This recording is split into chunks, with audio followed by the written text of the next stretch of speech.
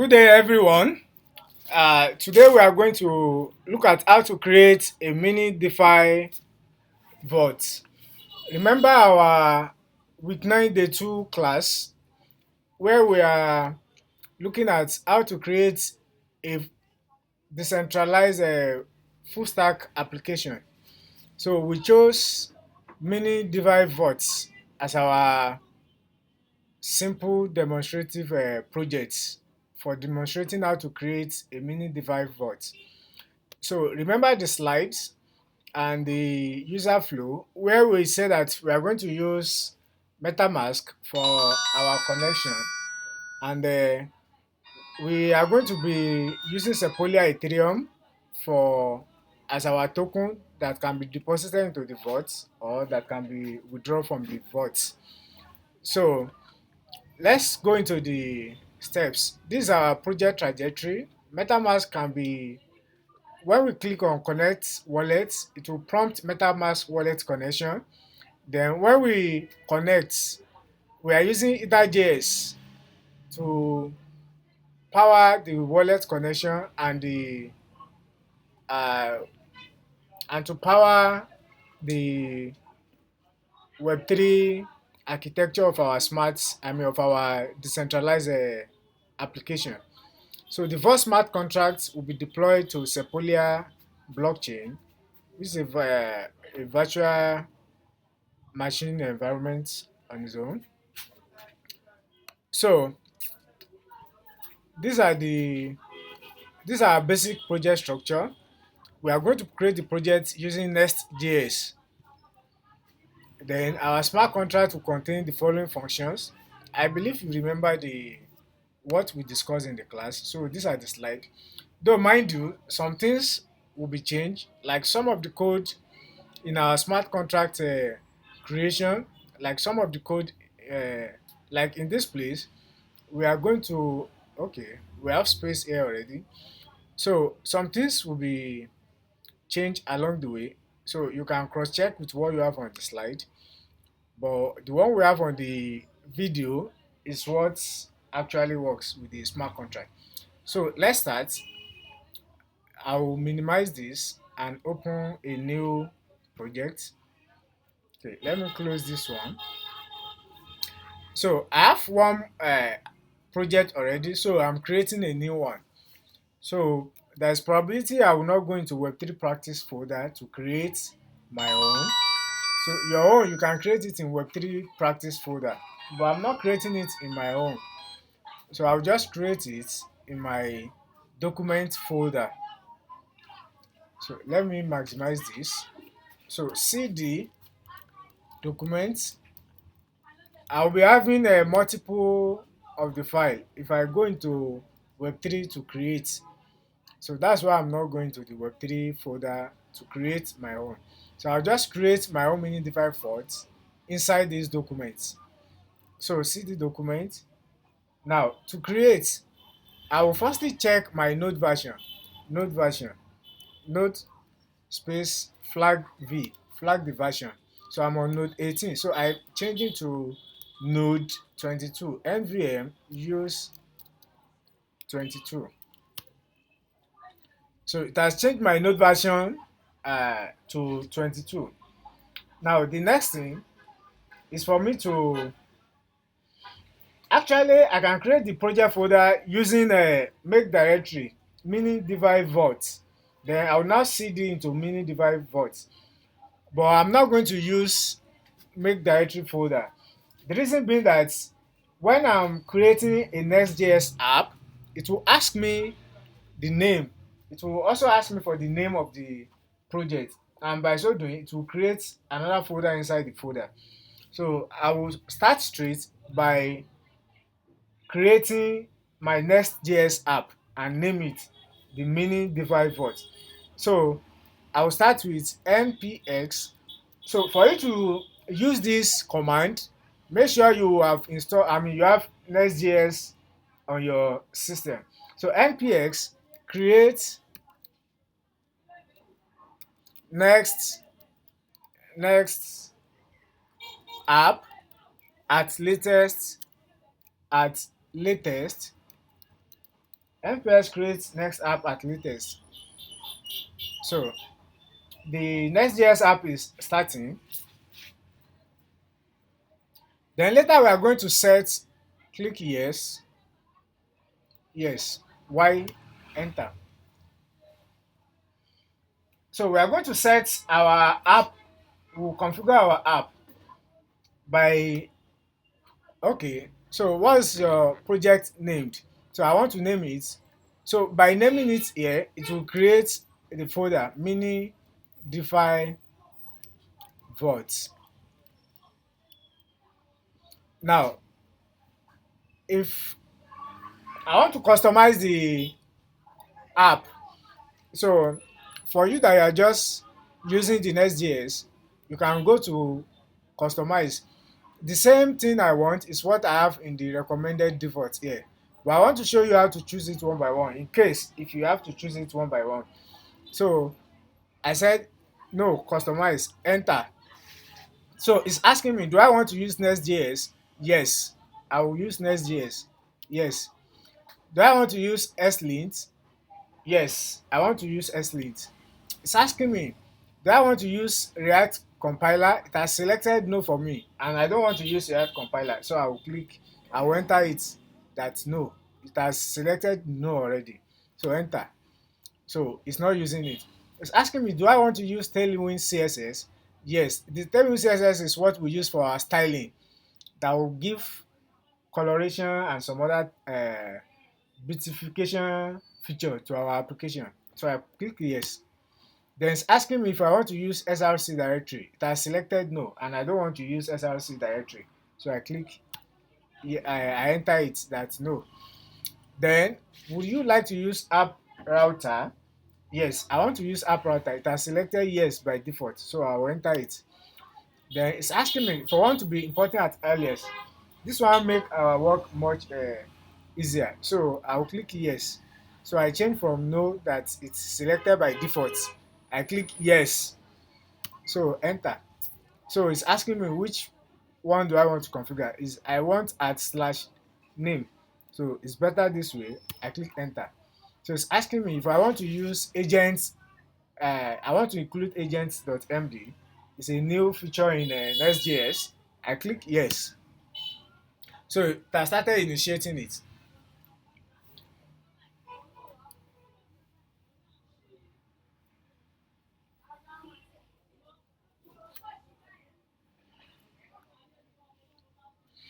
So this application is being built on Ethereum blockchain.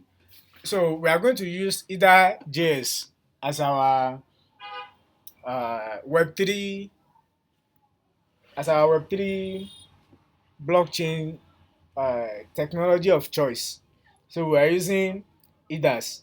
So we are going to install Ether package by using npm install Ethers. So that will be the next thing we will do when this project initialization has completed. So wait, let the initialization complete.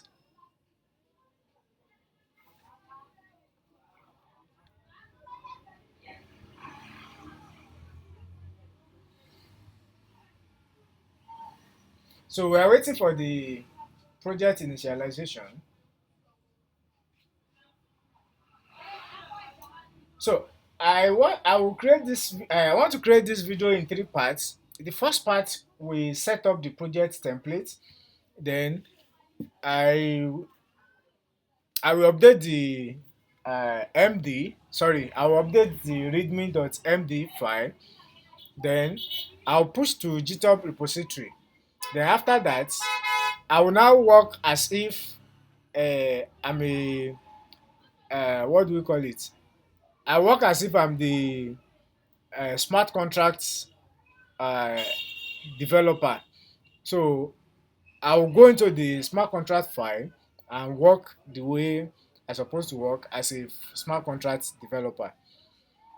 So to implement the smart contract as our first something.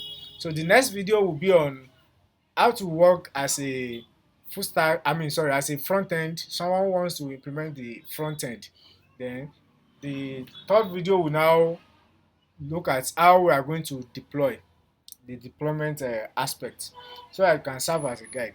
So after creating the initial repository, I will create branch, I will create develop branch, then I will now show how we are to work on uh, feature branch, how we create feature branch, and the best practices to ensure that our work is always synchronized with others in the group, or when we are working as a team. So the project is still initializing, so wait for it until it's complete. Wait until the project initialization complete. After the project initialization completes here, after installing npm and after installing either JS, the next thing is supposed to be to install Foundry. But since we have Foundry, we are going to jump that step. If you check the what's the name? If you check our slide, you will see that the next thing is Foundry installation. But since we have installed Foundry as one of our environments at the beginning of the at the beginning of our uh, cohorts, at the beginning of our cohorts, so at the beginning of our cohort bootcamp, so we don't need to reinstall it again. We have it already. So it's still initializing. You wait for it to complete. So one advantage of using NextJS is that it gives you a full stack template that you can use to all your uh, create all the features you need on your project, on your full stack application. So it gives you framework for working as front end, where the backend will implement their work, and where the what's the name, the smart contract engineer too will do their job. So it's almost done. Fine. It has created. You can see sources created mini DeFi Vault at this uh, directory. So next thing, we'll run npm install either JS. But before we run that, we'll go into the project directory, cd mini DeFi Vault, mini DeFi Vault. Now we'll run npm install edas, npm install edas. So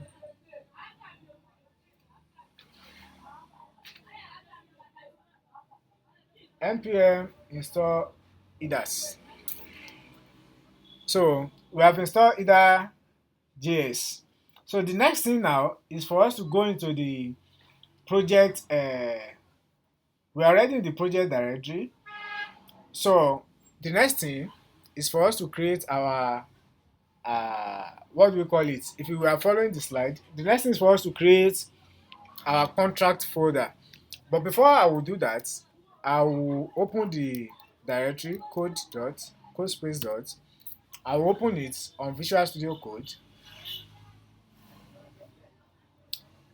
So this is what we have created so far. You can see what we've done so far. Let me close this. So you can see mini DeFi Vault, we have app, we have node modules. Now, firstly check this .git ignore. Make sure it ignores node module, PMP, all this. Then it ignores coverage. Then it's ignoring out directory. So make sure you check them. Ensure that it ignore .env, so that anything you do in your .env, anything you keep will remain as secret. It will not commit it to GitHub repository. Now, our git ignore is fine. So the next thing is for us to open a terminal. I open new terminal for it so that I can work in the project terminal. Now, let's see the template it has created. Anybody working as front end will be working around this site. On this app public, this are your area. So let me firstly go to, so check this place. We have package.json file here.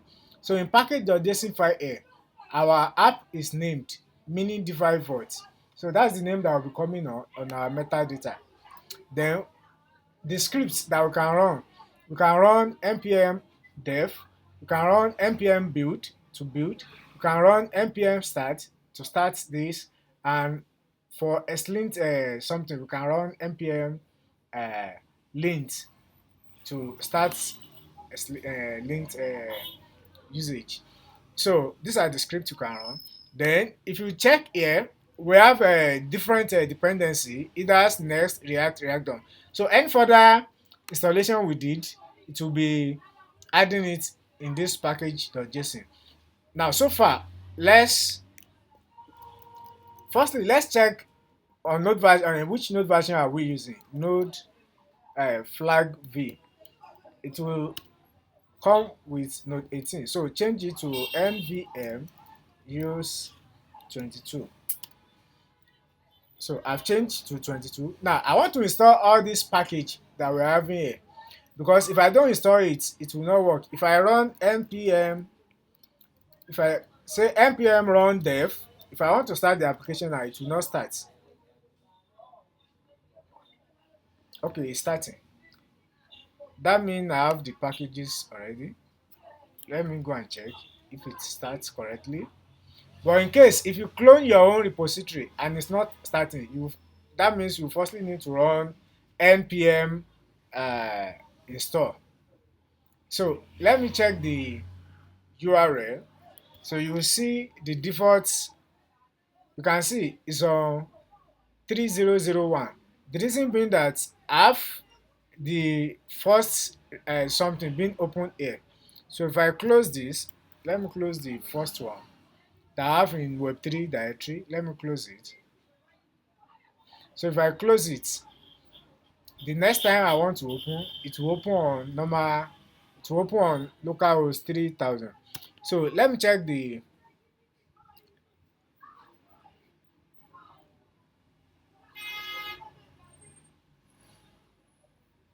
so it's compiling. When it's finished compilation, okay, 200 success. So this how your default NextJS app, this how it will look. So for you to now have uh, features you want being displayed on the front end, you have to work on this folder here. The folder that is displaying what the page we are seeing is this one, app page.tsx. So if you check what we have here, you can see to get started, edit the page.tsx file.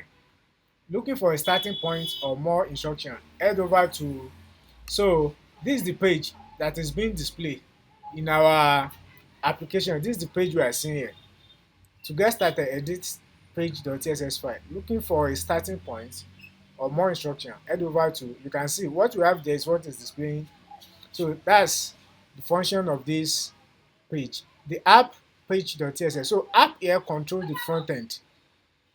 Then the public is where we normally handle some of our image that we want to be loading on the project. Is mostly kept in the public folder here. Then this global CSS, this is a styling that style our application, and you can see at in the style sheet we have import tailwind CSS. So meaning we are using tailwind CSS for our styling in this project. Can you see? So the next thing is layout.tss. This is the layout that define the layout of our application, how our application layout will be. So all this control our, from this to this place, this side control our front end. Now we can create back end as we want in this project. So let's move to the next thing. Let's move to the next file. Let's move to the next file. So I will still install the necessary thing we have here. I'll still install the necessary thing we have here. npm install npm install.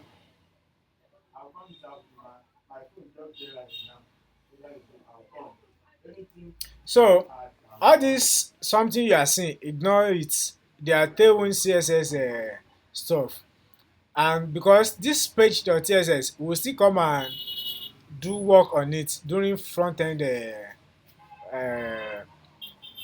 when we are customizing the front end. So we'll ignore all this error for now. All the error we have in page.tsx, we'll ignore it for now. They have no use to us. We'll still clean the whole page.tsx and create our own page.tsx. So we should ignore it. So our application is running. We can view it on a local URL. Now, at this point, let me now let me open one project, and from there I will bring something to update this readme. I will update this readme from there to give you some things you may need you need for collaborative work. Then I'll push to GitHub repository. Then I will now start to work uh, as someone who wants to implement smart contract to implement the smart contract of this mini DeFi Vault. So let me open another something. I will close this. So I want to open another project. See the documents. See the documents. See the uh,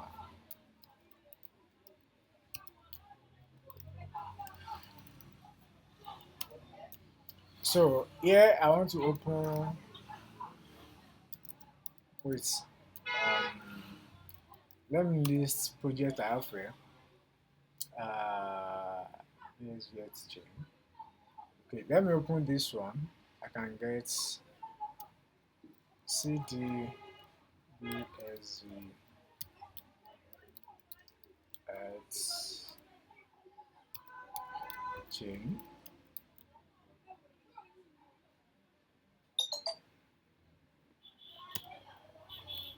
code dot. So yeah, I just want to copy the readme file. I want to copy one file there that give directory on how you can contribute. Okay, I even name it contributing.md. Okay, let me copy that.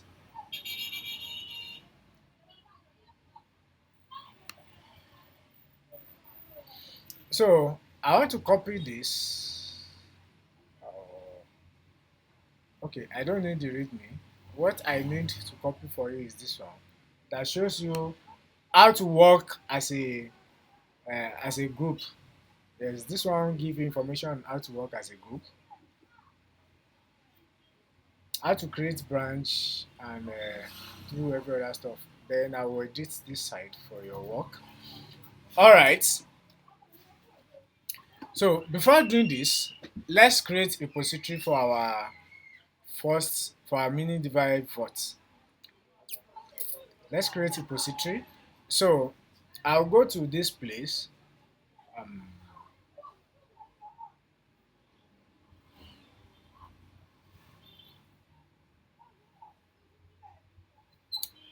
so I'll go to my repository, create new repository, new repository. Then I name it Mini DeFi Vault. Mini DeFi Vault.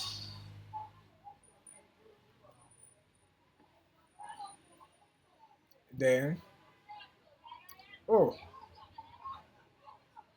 it has been created. Okay, let's leave it. Since it has been created, so I don't need to run git init. I have readme already. I don't have to run git init. I don't have to run add readme. We have it there. So I will just commit. and it will be on main branch. Let me come here. These are mini DeFi Vault. Okay, so let me check the branch. We have a JIT branch. To check branch, I'm on main branch, so there's no need of changing the branch. So let me say JIT add dot. So what we have so far, I'm adding it. Then JIT commit flag m, JIT commit flag m. So I will say initial. Okay, let me say created mini DeFi Vault template. So the first thing I did is to create DeFi template. Now, before I can push, I will now run this git remote add origin https this. So I will run it here.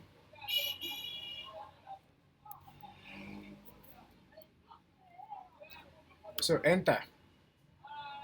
So I've added remote origin to it. So the next thing is for me to run git push upstream origin main. So I will now run git push flag you, that is upstream origin main. So it will push the template now to the repository. Fine. Come back here, refresh this. So you can see I have the repository created already in this place. So look at the readme. You can see the readme.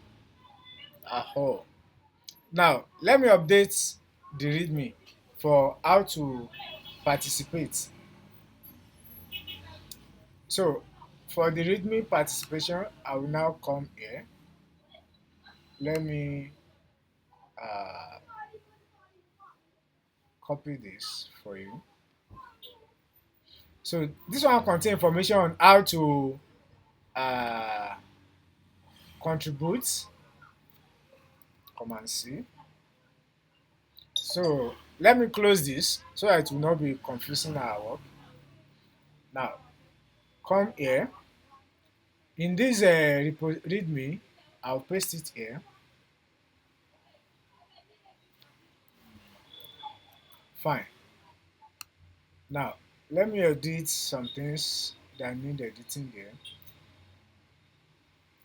So this one shows how you can create your branch, how you can uh, clone and others. So to clone, you have to use git clone. Let me go back to the repository. So if you want to clone, you use git clone this repository.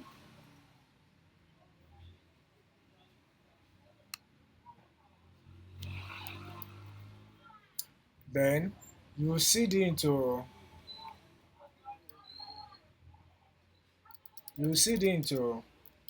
mini DeFi Vault. Then you can run npm install and npm yes to start the application. Then here we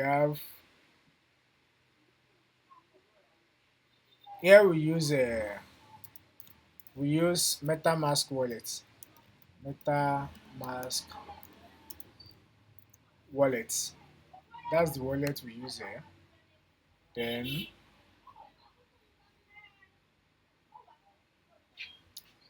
let's say thank you for contributing to Mini DeFi Vault.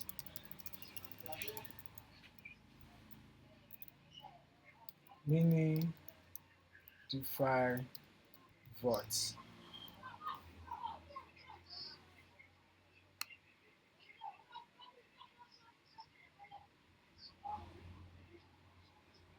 Okay. So if you check this how main should be used for production, develop should be used for integration, while feature for new feature. When you fix, use bug fix, documentation and the like. So this one shows you now to create a new branch. You firstly run git checkout to develop branch, git pull origin from develop to your work, then git checkout to create a new branch. You use git checkout flag b new branch feature your this name of your new branch slash the name of the feature you are creating. So I will show example of how to use this. So that's the next thing I want to try and show. So you can see. Then after your feature something has been uh, after you created your pull request, the thing has been reviewed and it has been merged. So it's always good practice for you to clean your feature branch to delete it. So this is how you can delete your feature branch. Where is it? How to delete your feature branch when it has been merged already. To delete feature branch, you run git push origin this. You firstly branch git branch flag d feature then your origin to delete it. Then you now push git push origin delete feature your feature something to delete it from your repository. So that at every point in time you'll be having main develop on the main repository. So I will show example of how to use all this. Don't mind me if you are hearing underground noise. The place I am is close to the road, and I don't want to delay the video again. Now, let's save this. I've saved. Then you now run. You can run git add dot again because I've then git commit flag m then updated readme dot md on how to contribute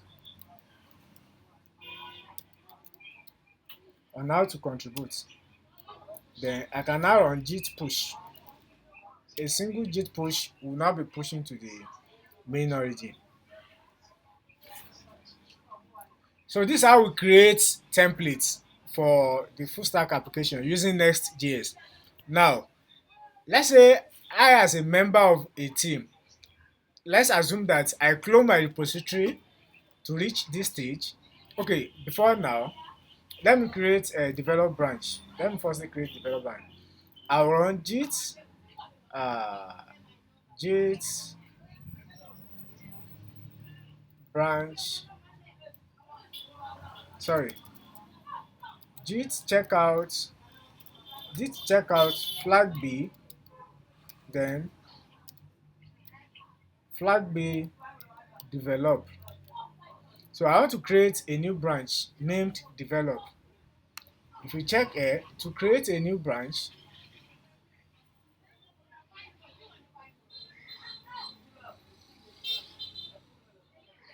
did I show it here? How to create a new branch? Hey, look at it. Git checkout. No, this is how to check into develop. Git checkout flag b, then the name of your, all this is name of a branch. So the name of the branch I want to create now is develop. So if I click enter, it has created a new branch called develop. Now, after creating develop branch like this, you will now push it to, I'll push it to the origin. I've created develop branch. I can now push it to the origin by running git push upstream, git push upstream origin develop. Git push or upstream origin develop. So it will push it to the origin. Yes. So let's check.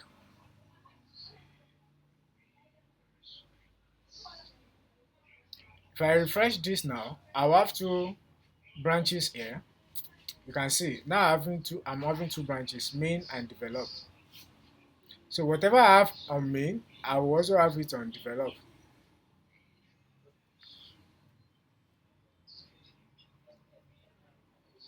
So what I have on main, I also have it on develop. Now this is main. Okay. Now at this junction now, let's say I want to work as a smart contract developer. So I've cloned a repository that have both main and develop. Now I want to work as a smart contract developer. The thing I said that after every merge, after every merge from I said that team lead should merge from develop to main branch. Then after merging to main branch, a JIT sorry. So after merging to main branch, a a team lead supposed to do this. A team lead supposed to run uh, to make pull from the main to develop so that develop will always be up to date. Then each member supposed to pull from develop to their develop before they branch into a new branch. I mean, before they branch into a new feature. So that's the flow I want to show now. So team lead supposed to run JIT as a team lead from develop. You should branch. You should go back to main. JIT checkout main. You run JIT checkout main. So it will take you to main branch. Now you now on the main branch you now run JIT. You run JIT pull origin main. So it will pull what you have.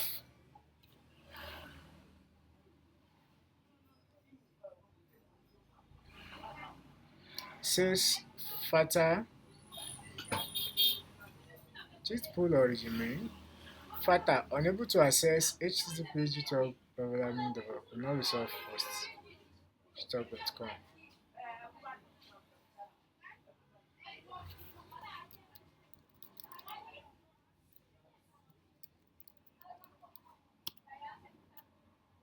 Run main. Then JIT remote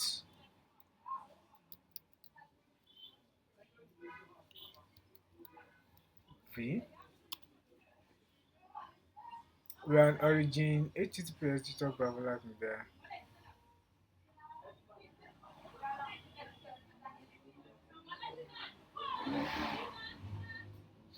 Then what happened? Supposed to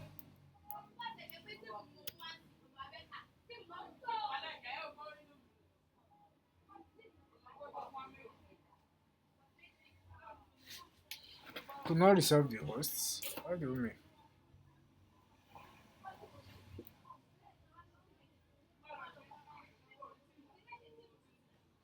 JIT pull origin main. JIT checkout feature branch.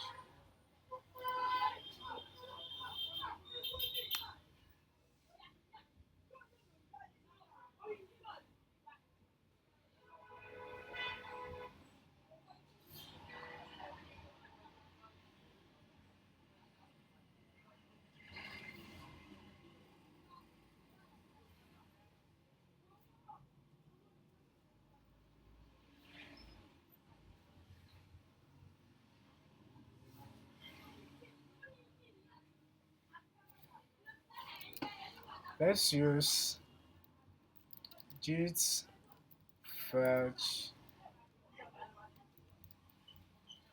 origin main.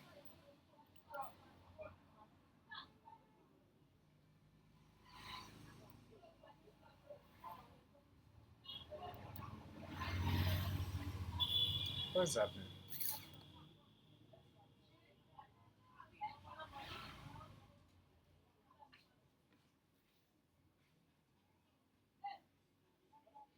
Okay. Sorry, it's network issue.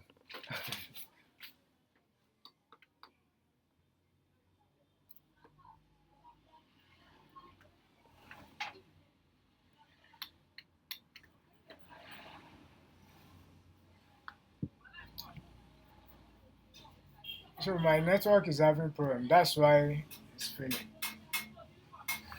My Wi-Fi has switched off.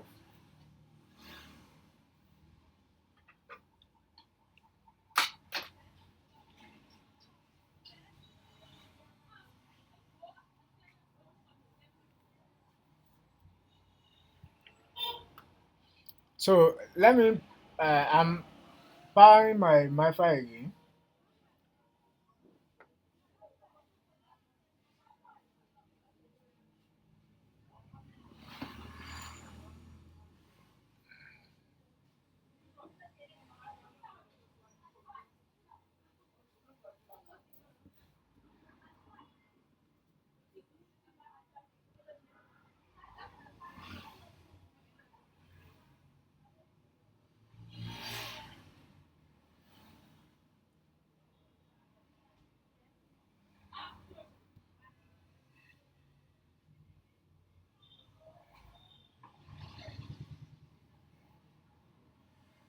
Okay.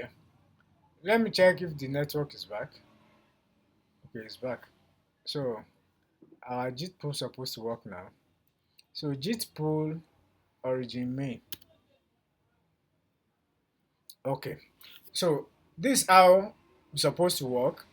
You run JIT pool origin main. So you make sure what you have on the main in the GitHub repository, you now have it on your remote main. You now do JIT checkout develop. So I'm now on develop branch. You will still run JIT pool origin develop. So I as a smart contract developer, I will make sure I run JIT pool. Since I'm not working on main, nothing concern me with fetching from main. But I will be running JIT pool from origin develop as a member. But as the team lead, make sure every time you merge to main, you uh, you pull from the main in the repository to the main on your what do we call it? Then go back to develop. Also run from develop to develop in your system before you check out to create a new branch. Now I want to work on the smart contract. I want to create a future named contract. So I will now say that I will now create a new branch using JIT checkout flag B, that's new branch. Then the name of my branch, future future words. I want to create uh, the smart contract. So I can call it future, let's say smart contract.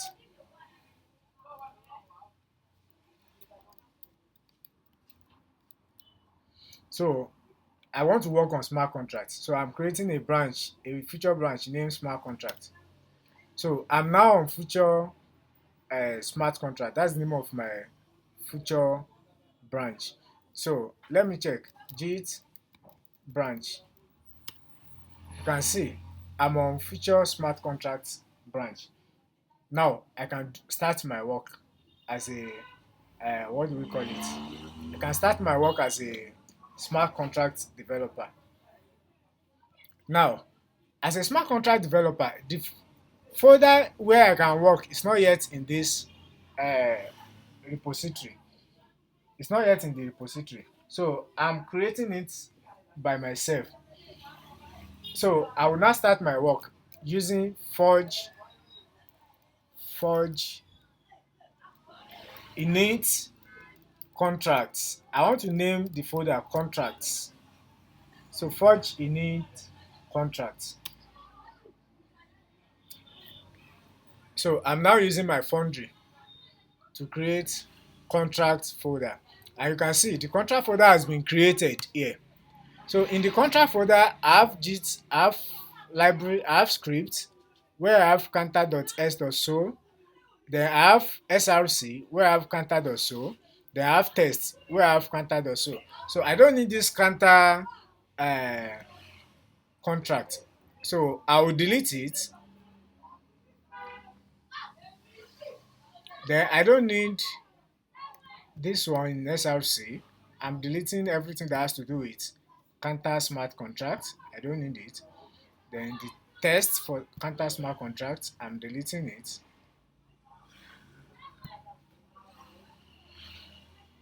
So I've done that. So uh, any work I did now will be I will push it to future branch. Will be pushed to my future branch. So it's from the future branch I'll be opening and merging to uh, develop branch. Now I've deleted the sample stuffs. So the next thing is for me to go into src folder. In my src folder, you can see is my src folder is empty.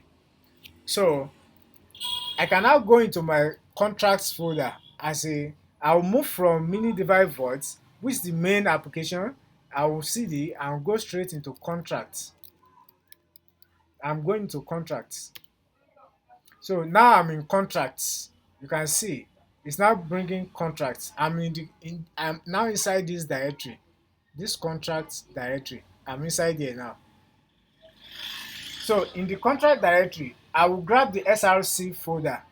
The src folder here, I will grab it and create vault.sol file. So I will now say touch src. Because I'm inside contract already, I won't start with contract again. But I think when I'm inside here, if I'm inside here, I will firstly need to start with contract before I can go into src. But the fact that I've gone into the contracts folder itself, if I put contract again, it will tell me the folder is not the directory is not existing. So I'm inside this place already. I'll just go straight to src. So touch src slash then vault dot sol, enter. So it has created the vault. It has created vault dot sol for me. You can see. Now I can write my smart contract. So forward slash I will have done copy and pasting to make our something faster. spdx license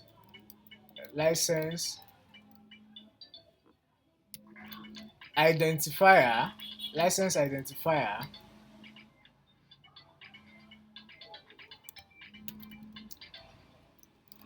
MIT. So that's our license. Let me close this one. I'm not auto generating. Now, Pragma, our solidity version. Pragma solidity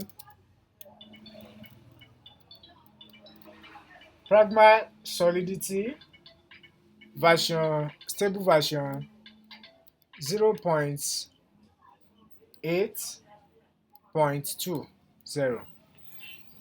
0.8.20.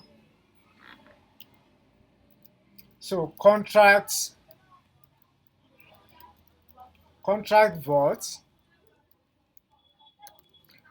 So this is the general function for our contract. Start with mapping address.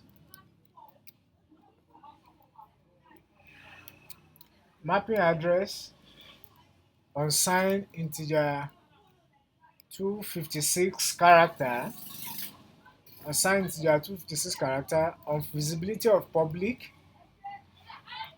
balances. Someone is asking us the other time that how will our smart contract will be accepting payments. I said it accepts payment by declaring it to be payable. So public balances. So this one will be accepting balances. Then event deposited, deposited. So we've declared this one to be having balances. Event deposited, address. We'll pass in address as argument, address, and each address will be indexed. So wallet will be each wallet will be monitored as a user. Unsigned integer of 256 character. Then it will be monitoring the amounts in each wallet. Amounts. So the amount in each wallet will be monitored. Then after that, events. So this event makes sure whatever we have in this line of code will be emitted to the blockchain. Then events deposited, first one. Then the second one should be event withdrawal. Sorry, event withdrawn,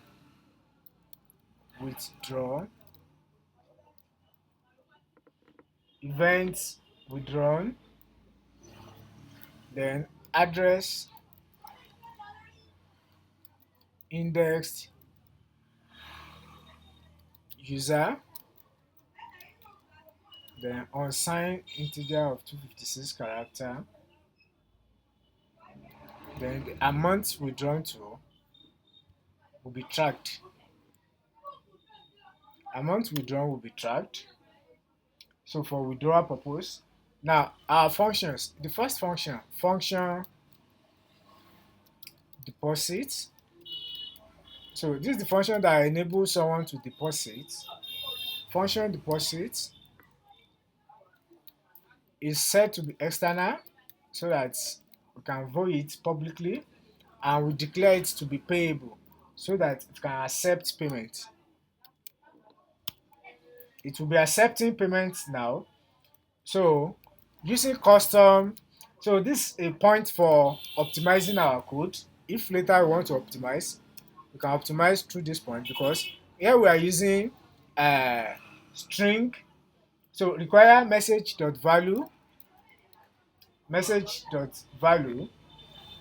So make sure that the value is greater than 0. That is, in each wallet, the amount that must be present must be greater than 0. The amount of Sepolia Ethereum must be greater than 0.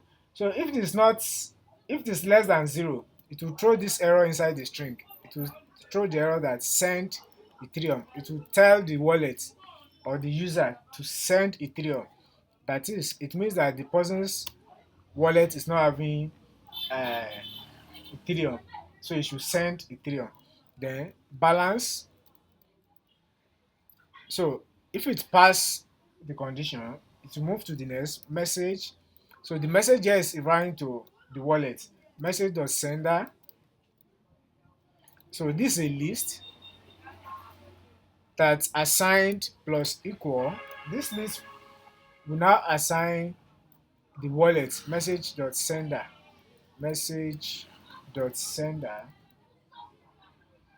Sorry, it will have message.value rather. So it will assign the value of what it saw in the wallet. Anything it saw in the wallet, it will assign it as a balance and reflect it for the wallet as what the wallet is having as balance in the wallet. Then it will emit it. We want to emit it. Emit deposited. So anything that is deposited will be emitted. Message.sender. So both the wallet and the value that the person deposited, as well as message dot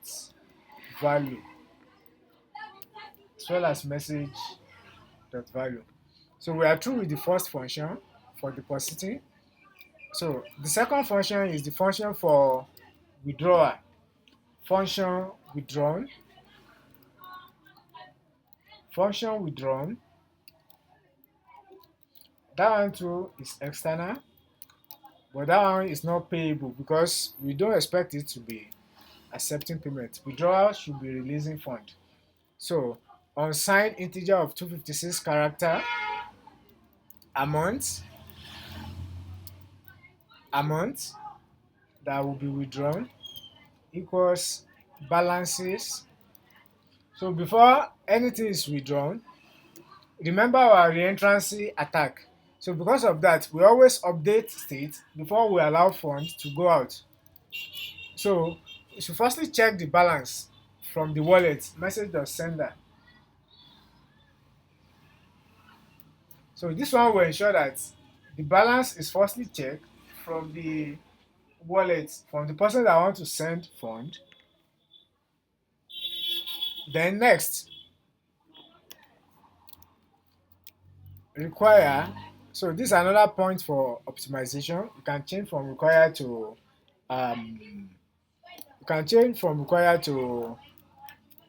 what do we call it? Custom error. So amount, also check that the person have more than 0 Ethereum.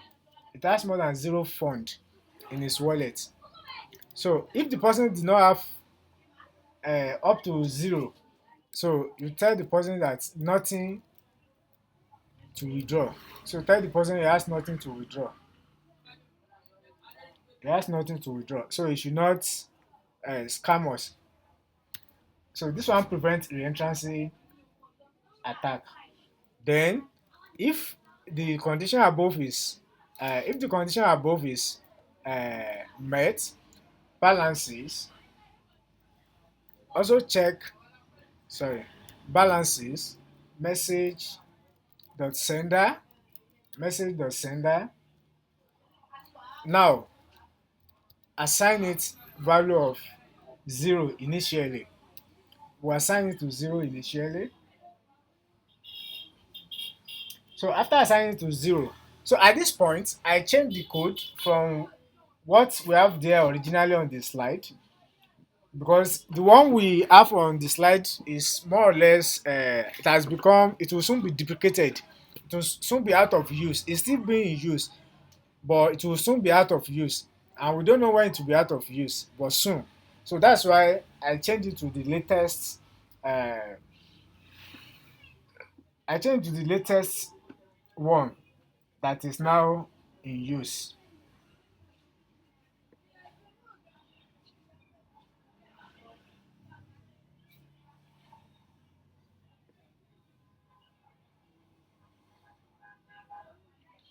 Oh, I've made a mistake. So before we go to balances here, so before we go to balances,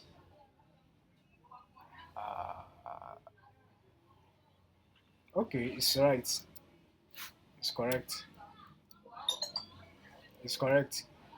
So, so the point where I change it, that's the point that is giving me that kind of confusion. So we've assigned 0 as our initial balance there before we update it. So if you check, what we have before is payable message.sender, but we'll now change it from payable message.sender to use call method now. So we now use call method. We say bool using boolean value. Boolean value can be true or not, true or false. Boolean sources. So we use boolean value to check sources, if successful or not, and we assign it the value of what we normally have, which is payable message dot sender, payable message dot sender. Now dots. So if you check the first on our smart contract script, the initial something we have there is using transfer method. it's using transfer method, but here I'm using call method. So we now say instead of dot transfer, we now have dot call. We have dot call. Then in the call, we pass value, the value that will be withdrawn, value. Then what's the amount of the value? We pass it in.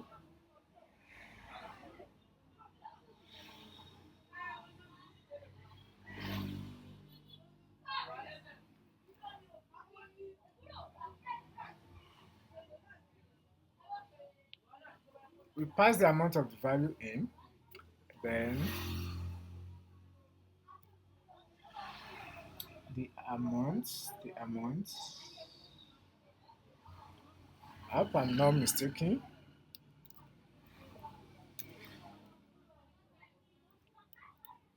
So I will need to check this to be sure I'm doing correctly. Okay, let me go back here. CD dot dot, then CD dot dot, then CD web3. I want to check something. 3 practice, then CD mini. I want to check the one in the right vault. So code dot. So I want to check that last line to be sure I'm doing correctly.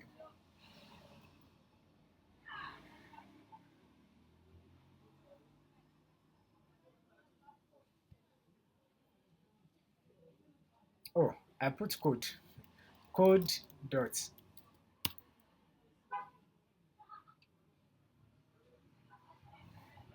So let's go to,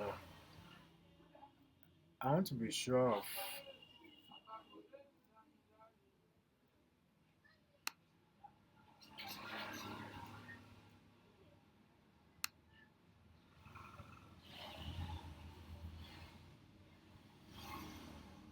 So inside contracts, let's go to SRC, what does so. So where is it? After, my battery is low, nothing, bull van, okay, value then amount is correct. It's correct.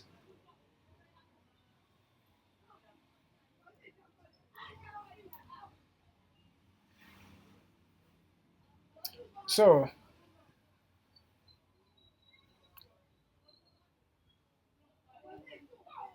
so it's correct.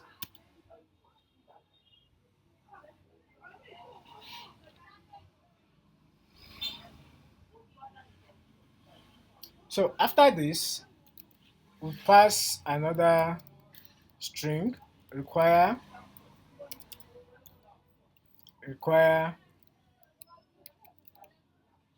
sources. So from this boolean value, we require sources. So if there is no sources, it will now throw this error. It will throw the error that transfer, to say transfer failed. We throw the error that our transfer failed. Then it will now emit it. Emit, withdraw, emit, withdraw, to emit, withdraw, then message dot sender, message dot sender, amount, amount, message dot sender amount.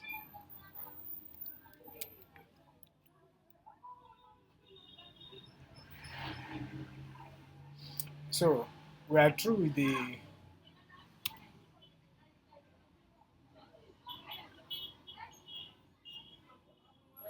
We are through with the uh, withdrawal function. Now let's go to function get balance. To get our balance, address user, user, okay. On visibility of external, visibility of external, viewable, viewable. The function is viewable function. So meaning we are not going to spending to view, and returns unsigned integer of 256 character, return. So it will now be returning balances for each user, for user, balances for each user. So we are through with this function. So this function to get balance for each user. Then we have function for checking the balance of the vault itself. Function contract balance. Contract balance. Don't mind me if my voice is going down. I've been talking at the top most of my. I'm trying to loud my voice. Function contract balance. Make it external, viewable, and returns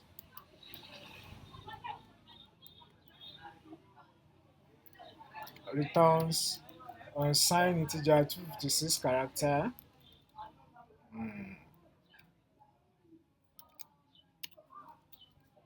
The address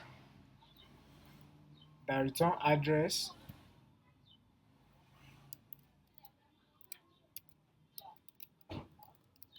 this dot balance, this dot balance. So these are our smart contracts. So let's build it to see it work. Comma S. So we are still inside the contract folder. Forge build. Forge build. Balance dot sender 10. I think it should be balances dot sender. Message dot sender 10, line 10. It should be balances. Balances. Receive it.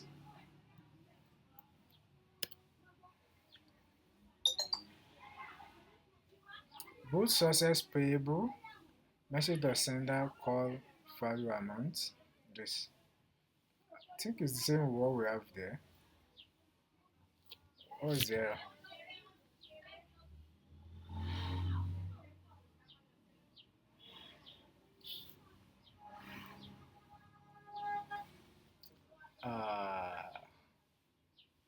Both sources. Okay.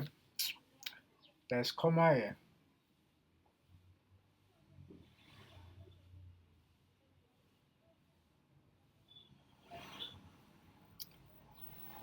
Where is it? Line 17.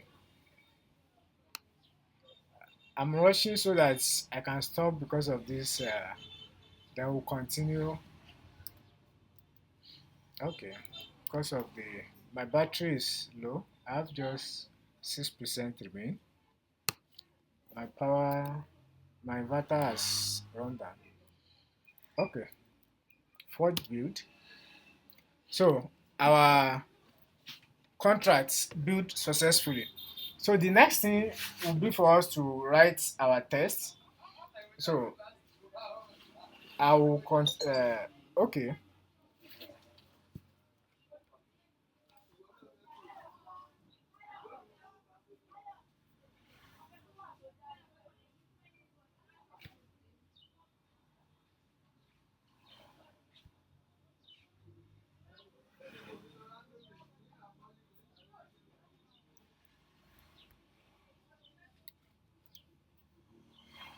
uh, building of our Vault contract. The next thing is to write our tests for the Vault contract. So to write tests for the Vault contract, let's create the file using this command touch uh, inside test folder. Inside this folder, touch tests test slash touch test slash vault vault.t.sol. Enter. So let's open the test file that has been created. So we now write our test. The test is a bit more than the whole contract itself. So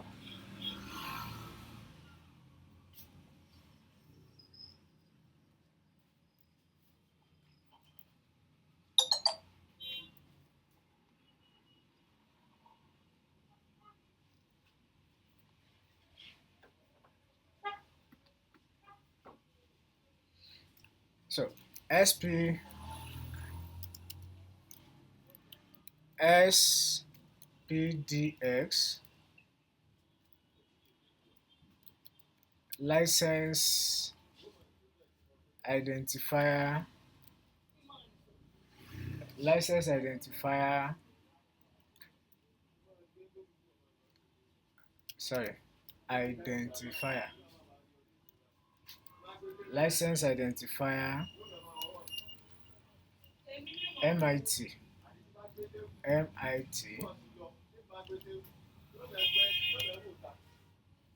Let's close this. MIT SPDS license identifier MIT. Then Pragma solidity version, stable version, solidity,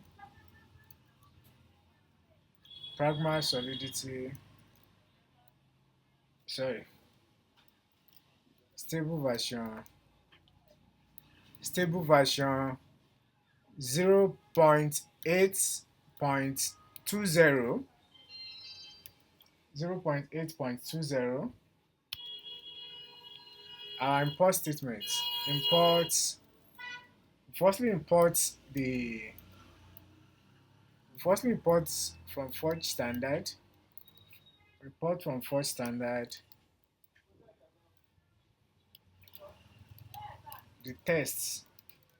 Import tests file. The test folder. So we are now importing the smart contract itself from /src slash vault.sol.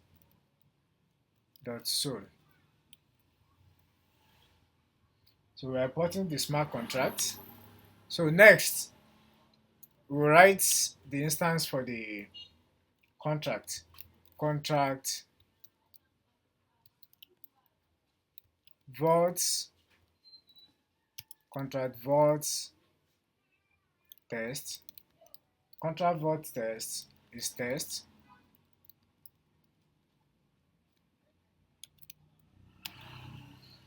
Contract vault test is test. So inside it, we declare vault test, vault as vault contract, address. So let's use our Alice address that we use in our previous token, in previous ERC20 token. So we'll give it address 1. So Alice for the first wallet, then address of Bob for the second address as the address 2. So now to our functions. One step down. Okay, function function setup, function, remember our uh, setup function. Function setup, public, on visibility of public. No? Okay. Yes, it's correct. Functions setup on visibility of public. Then vault, we assign it for every new instance of vault contract. New vault,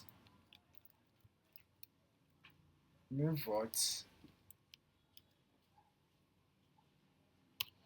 So let's do uh, inline comment. Give Alice and Bob, give Alice and Bob some Ethereum. So the first test, we want to give Alice and Bob some Ethereum. We want to test how it can give Alice and Bob some Ethereum, which they will be able to use. So virtual machine dot deal. What's the deal? Alice should be given 10 Ether. So here we are mocking a situation where Alice wallet is having 10 Ether at start. So Alice is having 10 Ether at start. So it has some fund to use. Virtual machine dot deal. So this a mimicry situation. We're mimicking a situation where both Alice and Bob has initial wallets with respective amount of Ether that we are passing to them. So Bob is having 5 Ether in his account. So those are the funds we'll be using for the test here. Now let's use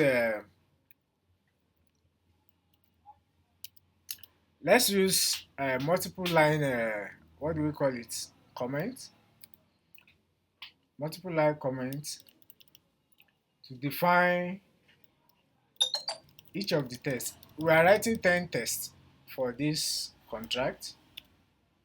So the first test, we want to check deployments. We are writing tests for deployments. So we want to mimic how deployments work, if our deployment will be is working fine or not. So deployment test. So this is a multiple line commenting. Put star before the end of the line. Okay. So the first test we'll be writing will be deployment test. So let's start. Function, sorry, should be in capital. Function. So this first test, function tests contract, function test contracts starts with zero, contract start with zero balance. Contract start with zero balance.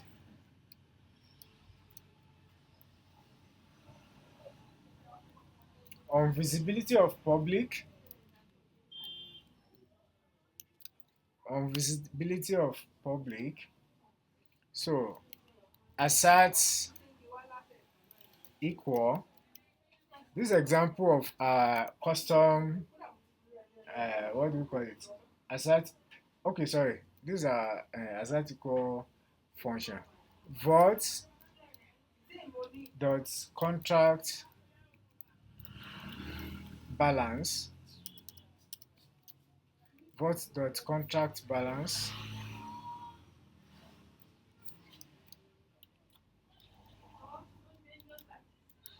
So let's assume contract balance is 0 from here.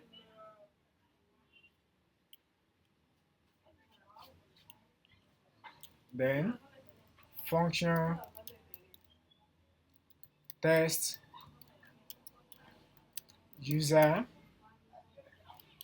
starts with zero balance. So the first one is testing when the contract starts with zero balance. The second one is testing when the user starts with zero balance on a public visibility as well. On a public visibility, here assert assert equal assert equal vault dot get balance vault dot get balance.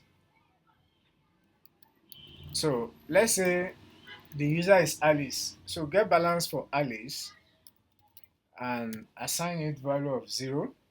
So Alice is starting with balance of 0 ether.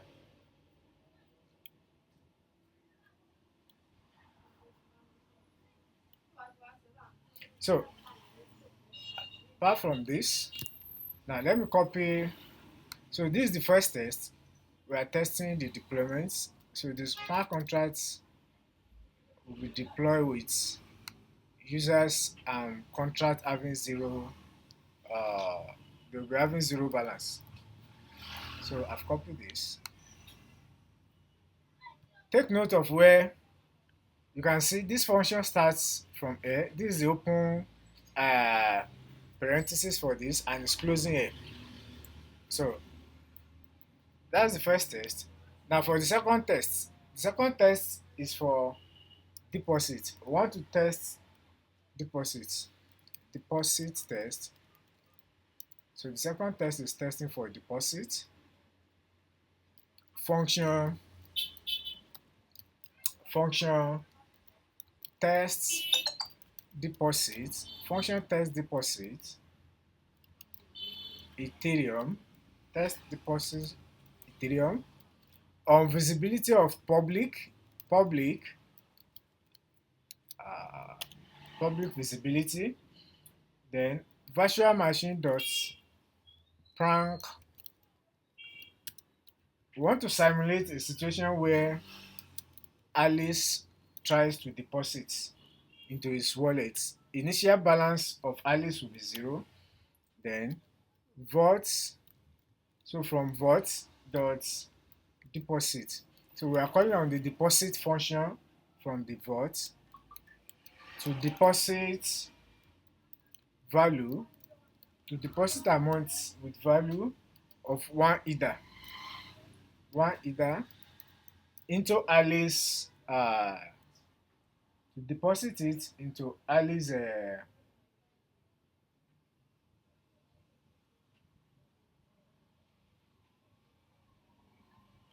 want to deposit it into Alice, what do we call it, into Alice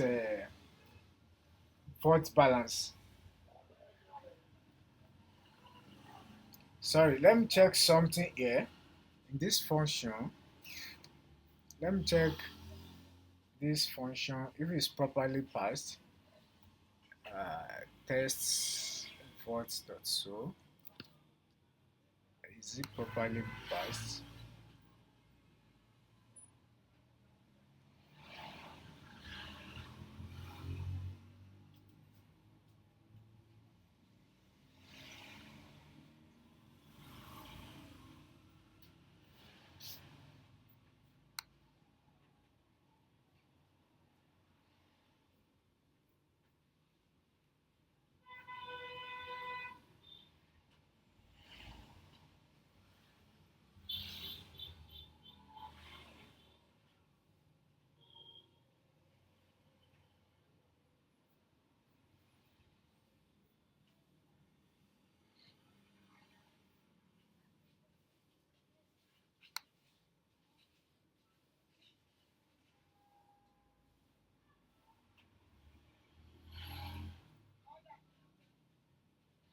Okay.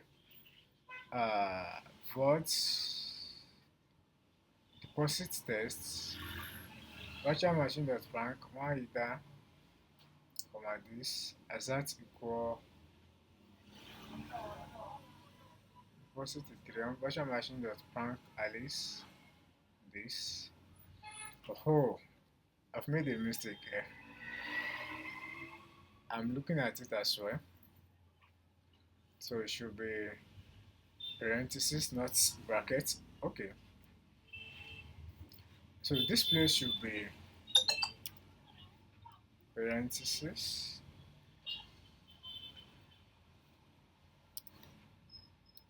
not bracket. Okay. So that's for Alice. Then assert equal equal. So if I did not discover that error, it will throw.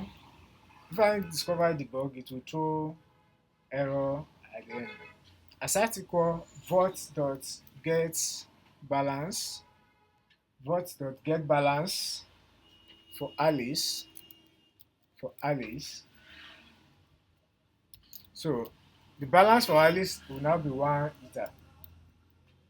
If it is right, to be 1 ether. If the test pass, then assert equal vault dot contract balance. So as it updates the vault balance, it should also update the contract balance. So contract balance will now move from 0 to 1 ether as well. So we are through with this function. So the next, let's write test for, okay, remaining one more thing we should test apart from this one. Let's test one more case. Function tests multiple, so such that different people can deposit at the same time. Test multiple deposits on visibility of public. You know, the same time Alice is using it, Bob too may decide to deposit, buyer and the likes too can deposit, so that we ensure that the vault is not handling only one user at a particular point in time. So virtual machine dot start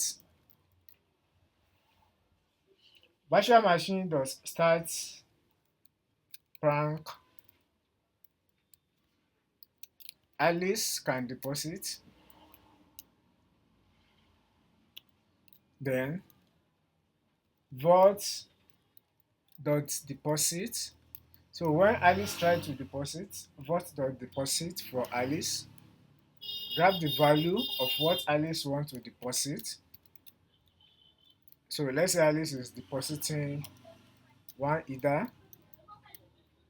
Alice is depositing 1 ether. Then at the same time,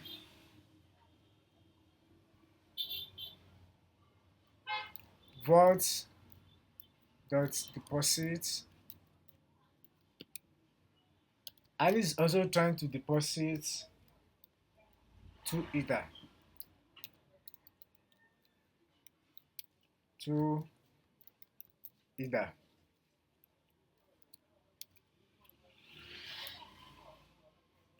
Alice deposits 1 ether and 2 ether at the same time. Then virtual machine dot stop prank.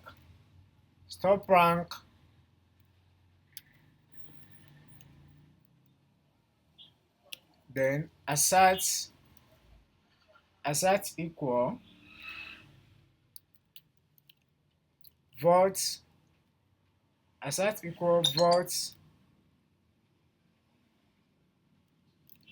dot get balance. Vault dot get balance for Alice. So Alice balance will now become 3 ether.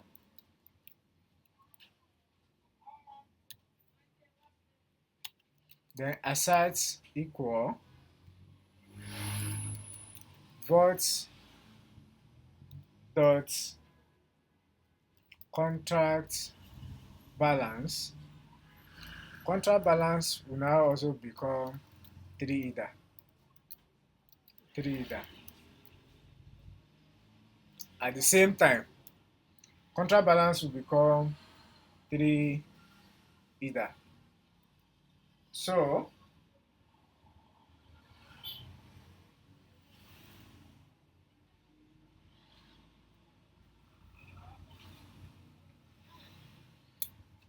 So that's for Alice can deposit multiple funds. Then function tests different users. Different users can deposit at the same time. Um, visibility of public. On visibility of public, virtual machine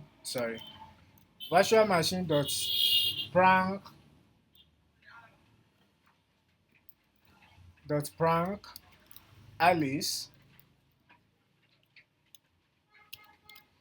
Virtual machine dot prank Alice vault dot deposit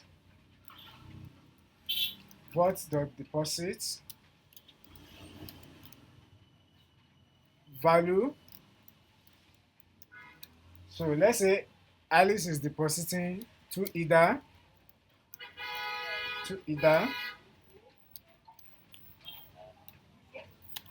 Alice is depositing 2 ether. Virtual machine dot prank Bob.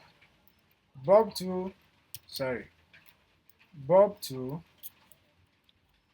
want to deposit vault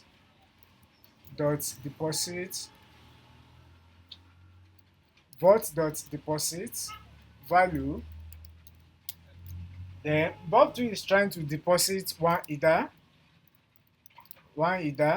Bob is depositing 1 ether. Bob is depositing 1 ether. Then assert equal vault dot get balance for Alice.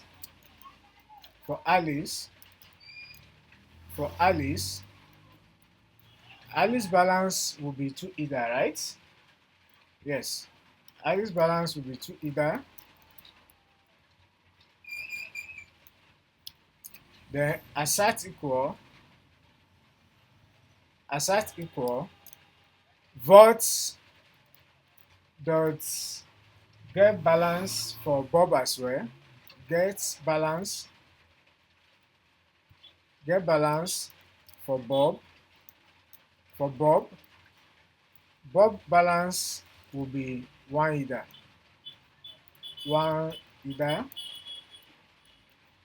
Bob balance will be 1 ether. Then the fourth balance, assert equal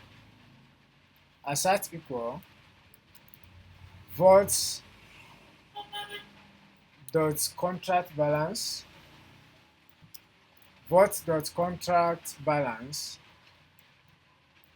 Contract balance will now be 3 ether. Contract balance will be 3 ether. Then another function we'll write under deposit test is function tests cannot deposit 0 ether.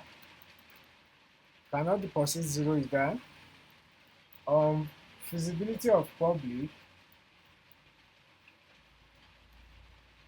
So nobody can deposit zero either. On feasibility of public,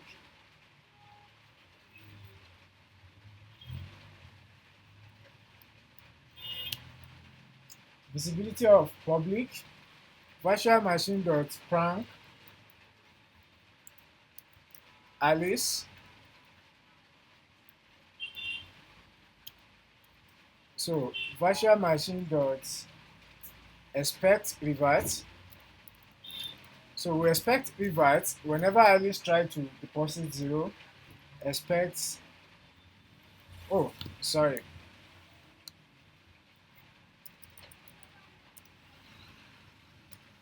expect revert, expect revert. So the error will be thrown. This error will be thrown.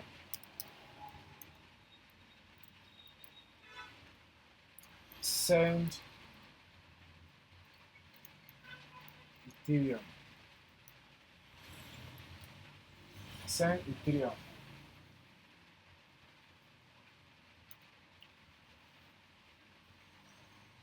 Then dot vault dot deposit. So when Alice is trying to deposit uh, fund with value of zero, to the vault, so the vault will throw error. So you can see under deposit, we tested different edge cases. One, we test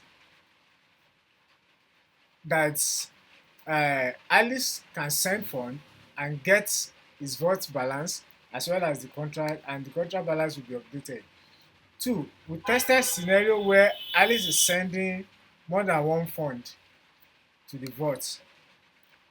Three, we tested a situation where different users are sending to the vault at the same time.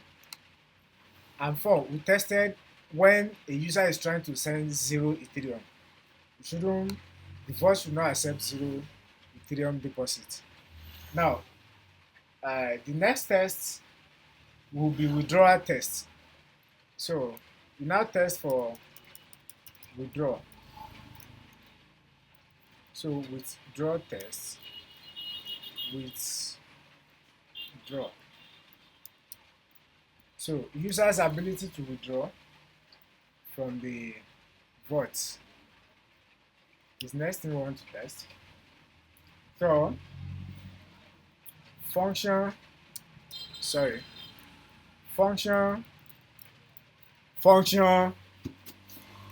tests, function tests withdraw, function test withdraw Ethereum, test withdraw Ethereum on public visibility,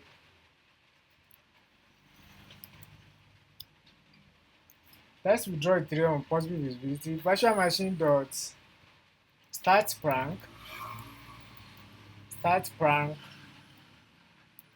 Alice. So Alice is attempting to withdraw. Vault dot deposit.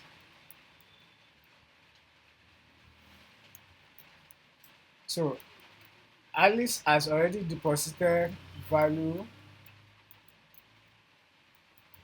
Alice has already deposited 2 Ether into the vault. Alice has already deposited 2 Ether into the vault. So unsigned integer 256 character. So from Alice balance before equals to Alice dot balance. So Alice balance is now 2 Ether. Alice is now having initial balance of 2 Ether. Now vault dot withdraw, Alice is now calling withdraw function. vault.withdraw. Alice call withdraw function to withdraw all his 2 ether. So unsigned integer of 256 character. Unsigned integer of 256 character. So balance after. So after withdrawal, Alice balance now become Alice dot balance. So Alice balance will return to 0 after withdrawal. So assert equal assert equal. Oh, let me check all our assert equal. I hope it's not assert equal. It has been typing because I saw this one. I'm bringing assert. This will have caused error in our work. It should be assert. Serious. So it has been prompting assert for me since. So let's change this one all true. Should be assert equal.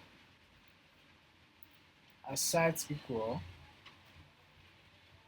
Assert equal. So everywhere should be assert equal.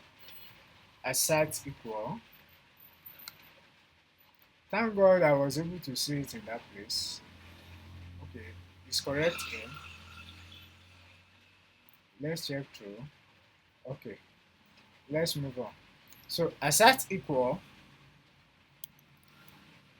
Assert equal.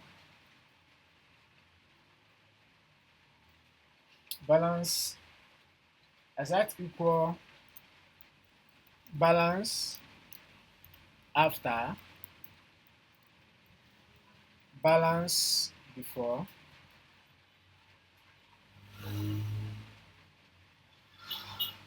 Balance after.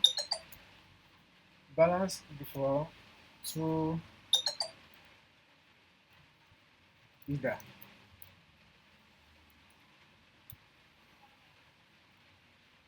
So balance after, then balance before plus 2 is balance before plus 2 either.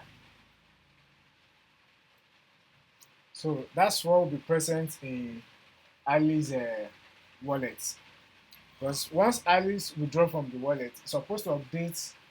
I mean, once Alice withdraw from the vault, it's supposed to update Alice's wallet to include what he has withdrawn. Then assert equal vault dot get balance for Alice. So Alice balance in the vault should now be 0 either. Then assert equal Alice balance, the vault balance now should be 0. Vault dot contract balance.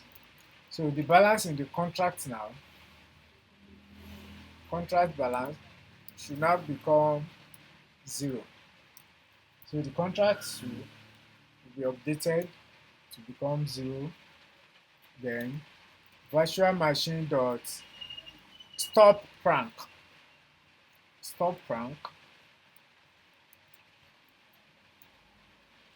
So that's the first function under withdrawal. Second function test. Function test amount withdrawn. Amount withdraw. Oh, sorry. Function test cannot withdraw. Function test cannot withdraw. Function test cannot withdraw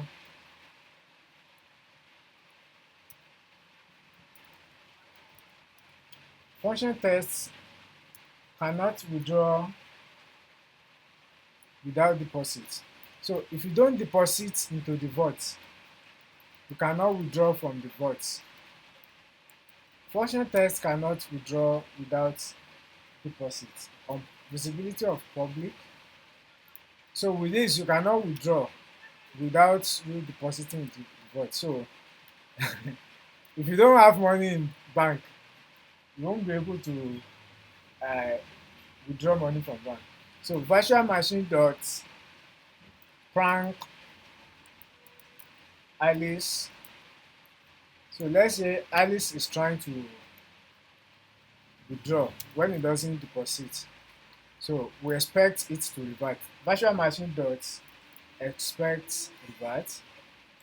So we expect it to revert and tell Alice that nothing to withdraw. You should tell Alice nothing to withdraw.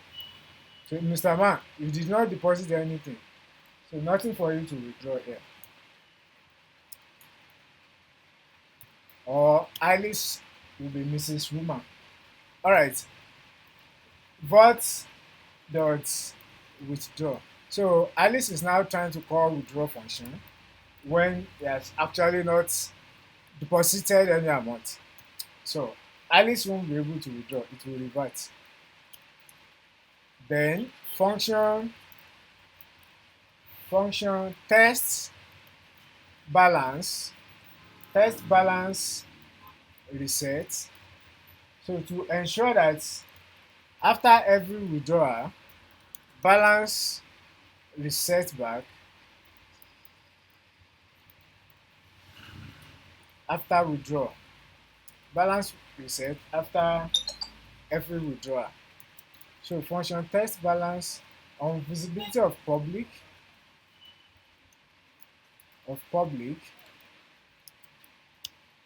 on visibility of public. Virtual machine dot start prank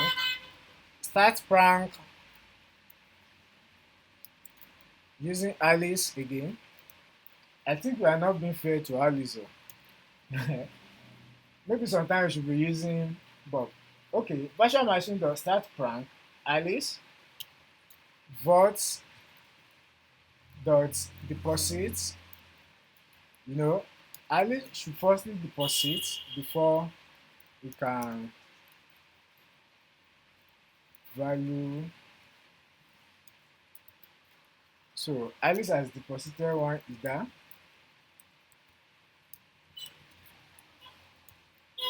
Alice has deposited 1 Ether. Then vault dot withdraw. Alice call withdraw function. Alice call on withdraw function. Then assert equal. We are asserting that vault dot get balance. That is, after Alice have withdrawn, the balance for Alice should update to 0. After Alice have withdrawn everything he has in the vault, so his vault balance should return to 0. So that's what we are testing here. Then virtual machine dot stop prank. Virtual machine dot stop prank. Sorry. Okay. So next, the contract balance. We want to test for contract balance.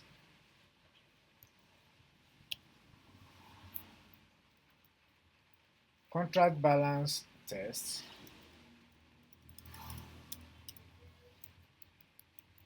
Contract balance test. So the next test is for the contract balance. So function test contract balance. Function test contract balance after several deposits. After several deposits, on visibility of on visibility of public,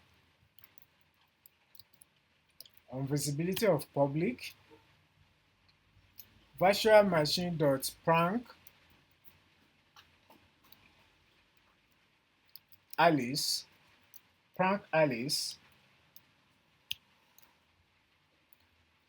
vault dot deposit, calling deposit function, vault dot deposit value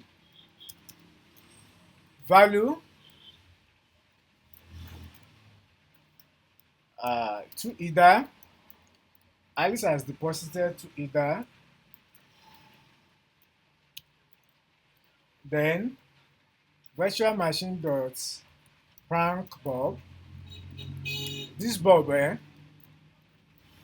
we've not been using it too much, so we're supposed to be dragging him to every matter as well. So vault dot deposit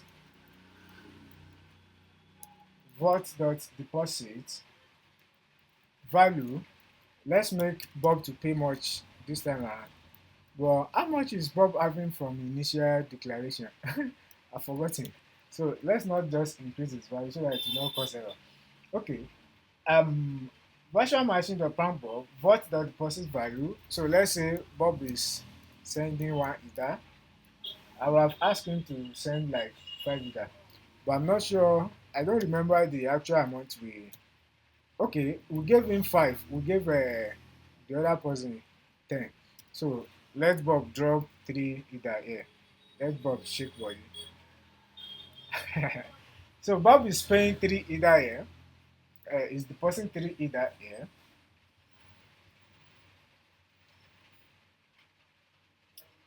So what the deposit? So Bob is depositing 3 Ether. Here we are testing for balance. Okay. So what will now be the balance? Assets equal vault dot contract balance. What will be the contract balance? Contract balance vault dot contract balance. The contract balance will be addition of these two. That will be 5 Ether. So in the contract, we'll be having 5 Ether now. So that's the function for that. Next function test contract balance. Test contract balance after withdraw.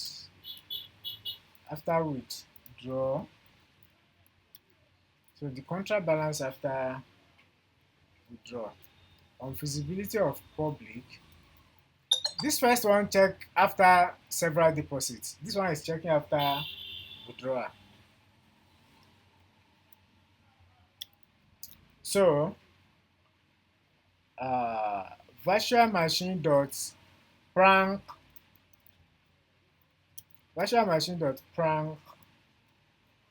Alice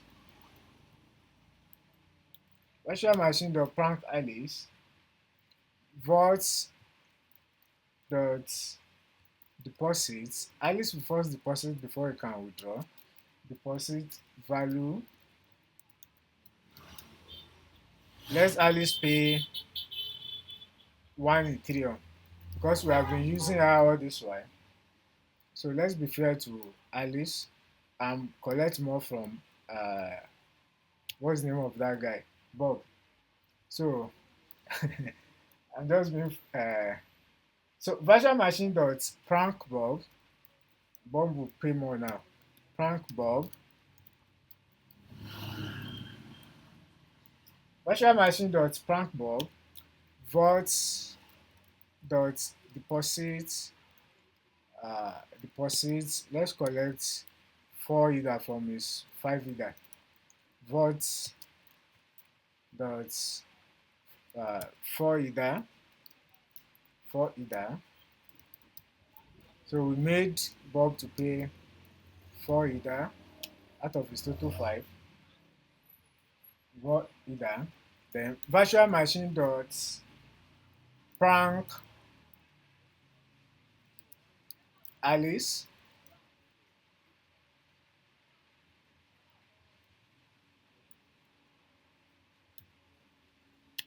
Virtual machine dot prank Alice.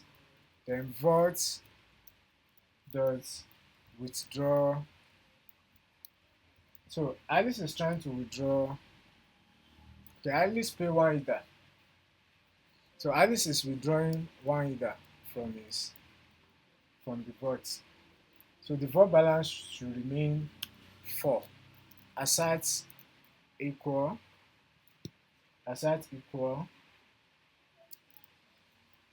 vault dot contract balance. So in the contract balance, we are going to have only Bob fund remaining, which will be 4 Ether. 4 Ether.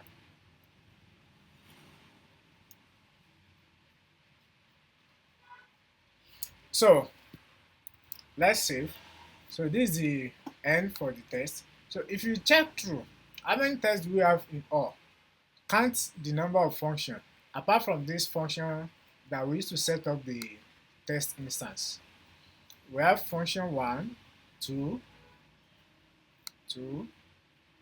Under deposit we have 3, 4, 5, 6. Under withdraw 7, 8, 9.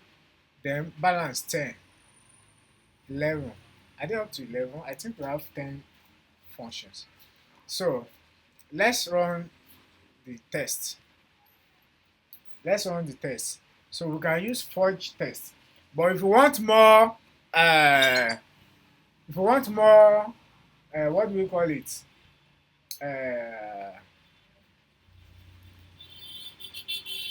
If you want more comments or more reports, yes. If you want more reports on the test being carried out and other things involved, like gas usage, gas report, and whatever, you can verbose with more uh, reports. So we can use our normal forge test, and let's try to verbose it this time around. Flag VVV. So it will verbose with plenty reports. Run. Expected, comma, but got this. Test for line 49. Line 49.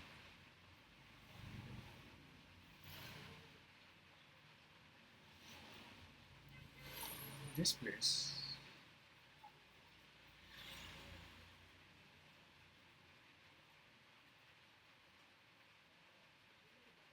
Is it comma? I don't want this thing to give us. Let me check. Is it comma there? Void tests, line 49 here.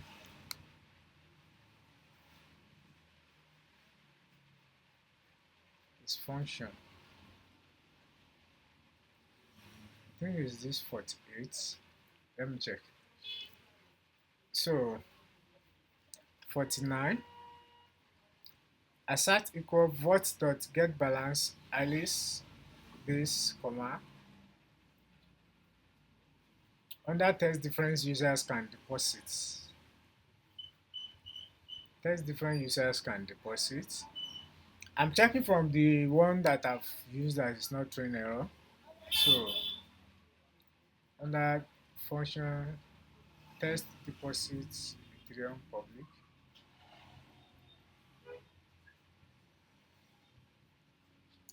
Test, what's the place? Function test different users can deposit. Test different users can deposit.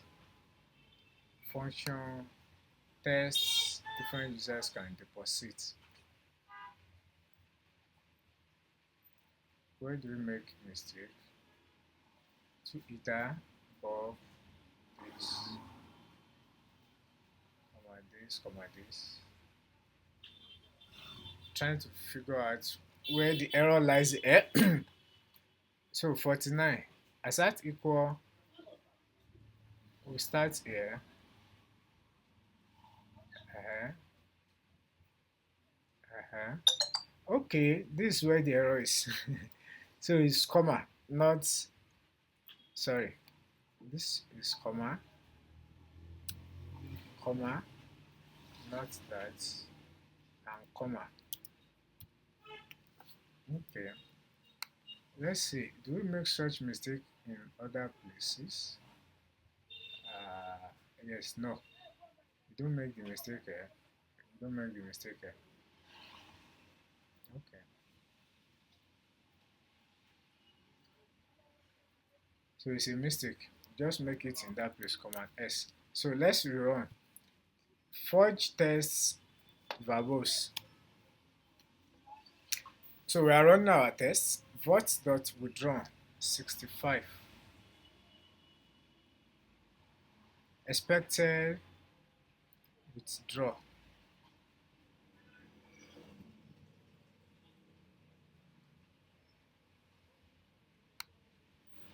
Line 65. Vote.withdraw. Function test withdraw Ethereum public. Tests withdraw Ethereum. Under which of the function here? Withdraw tests. Withdraw tests. Withdraw tests.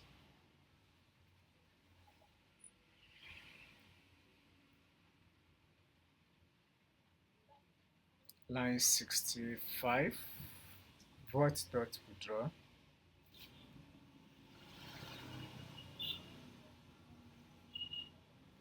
Vote.withdraw.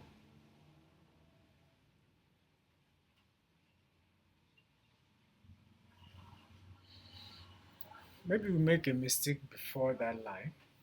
Let's check.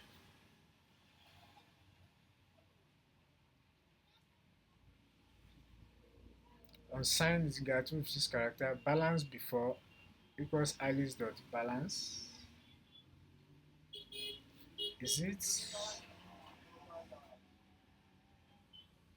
Withdraw tests.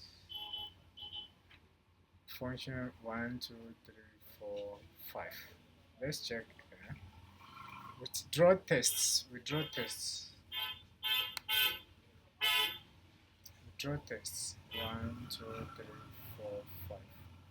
Vote.withdraw. Balance before equals Alice dot balance. Start prank. So where's the error? Start prank Alice. Unsigned you got balance before equals Alice dot balance. Vote dot withdraw. Withdraw not found is correct.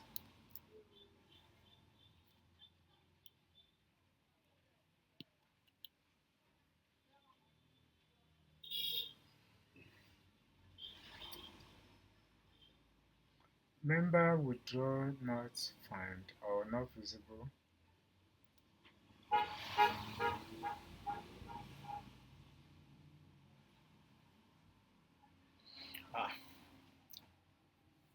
Virtual machine dot start prank for Alice. Then vote dot deposits value to Ether. Then unsigned integer 256. Balance before equals Alice dot balance.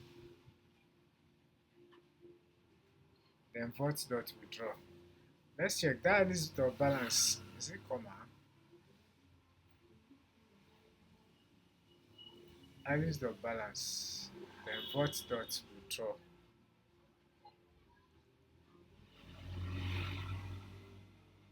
test withdraw Ethereum. Test withdraw Ethereum. Public virtual machine does start prank. Deposits.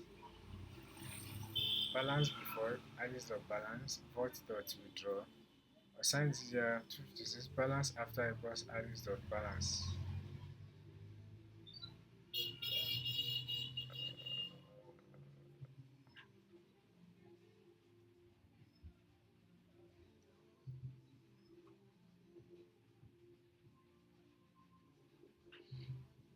Where is the error line here?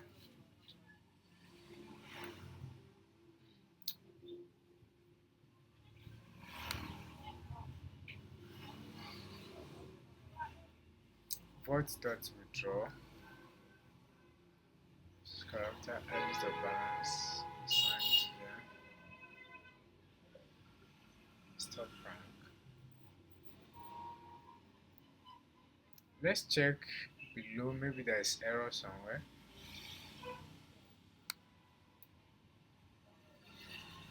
There is no error.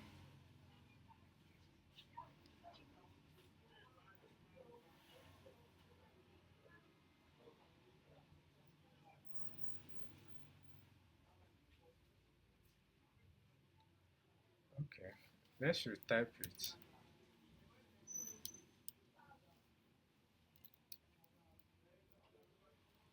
Vault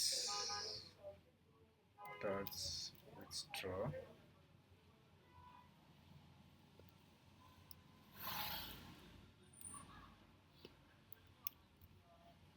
Vault dot withdraw.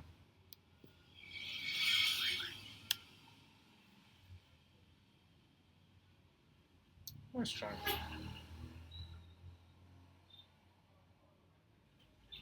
Function test withdraw. Sometimes this thing can be funny. It's the same thing we have here.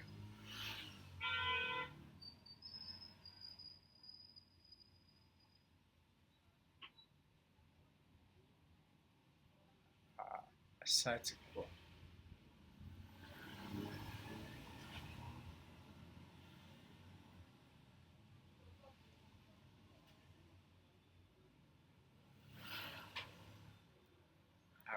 Let's copy what we have here for that function and paste it here.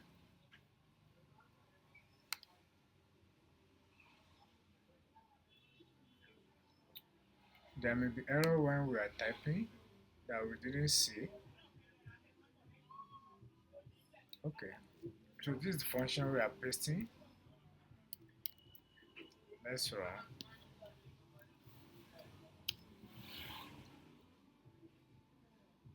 Still throwing error.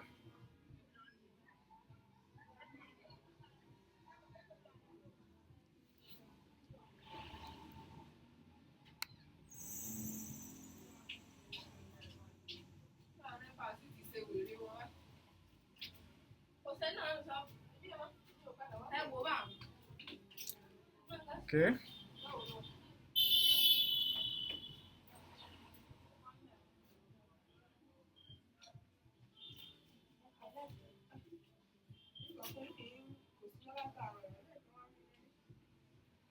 I'm coming. Let me go to this place. Let's check. CD contracts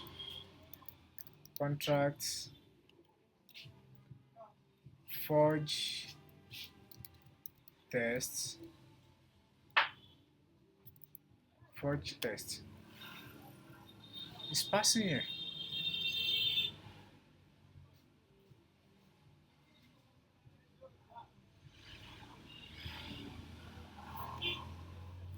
So why is the contract passing in this place and failing in the other place?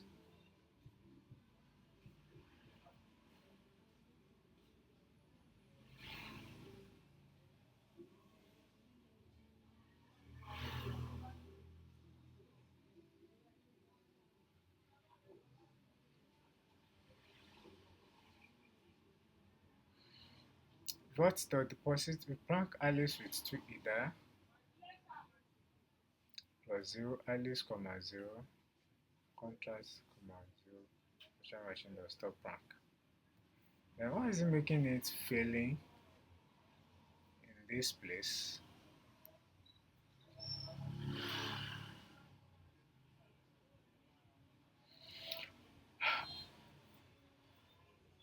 I'm yet to figure out why it's failing in this place. To be sure, that's why I copy it from where it works to this place. So why is it failing? Test withdraw Ethereum public virtual machine will start what dot.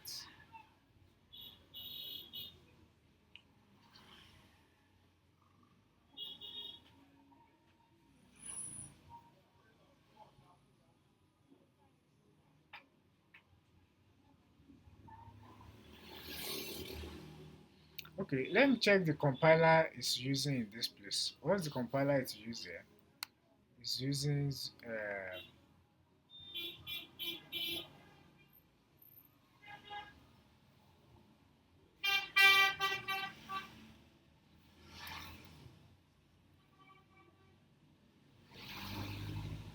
so fast we don't even see the compiler is using it. Just to check if the compiler is the issue. 11 test pass there. So why is it failing? Why is this one throwing error?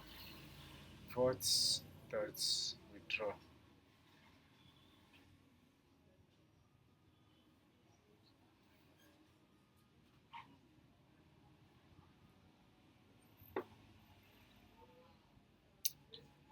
Member withdraw not found or not visible after argument dependent lookup in contract bots.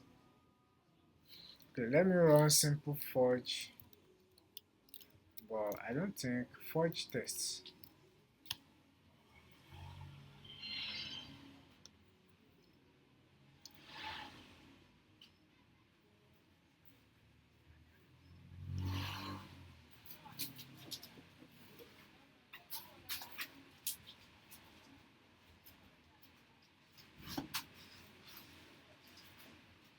Votes dot deposit value to either, then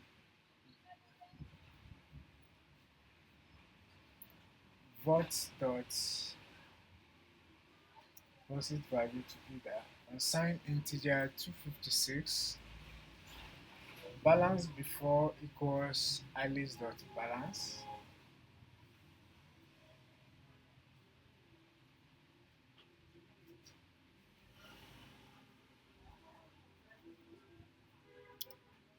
I'm coming. Then votes dot withdraw. The unsigned integer 256 balance after equals it's assigned to alice dot balance. Then assert equal balance after balance before plus 2 ether plus 2 ether. Then assert equal vote dot get balance for alice comma 0 assert equal vote dot contract balance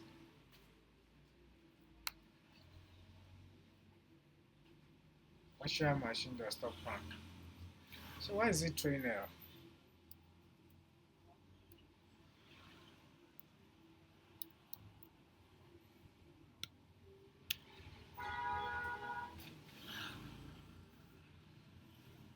So line 67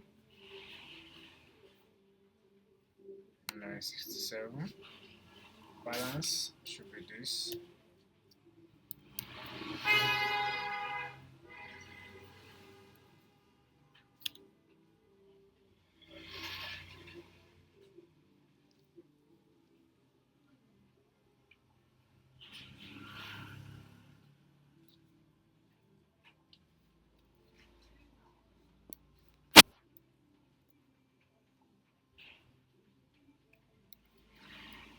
of our error for that, for this error we are seeing is the way we declare our function. We declare a function withdrawn instead of function withdraw. So we declare our function with withdrawn. So this is the source of error.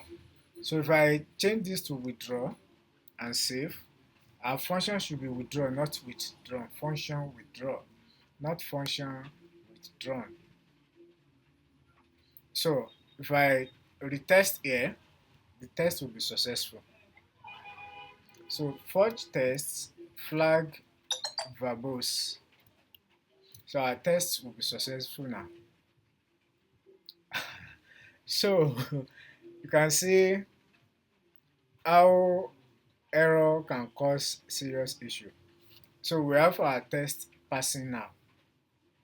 We have results. Run one test suite in test pass. So we have 10 tests passed.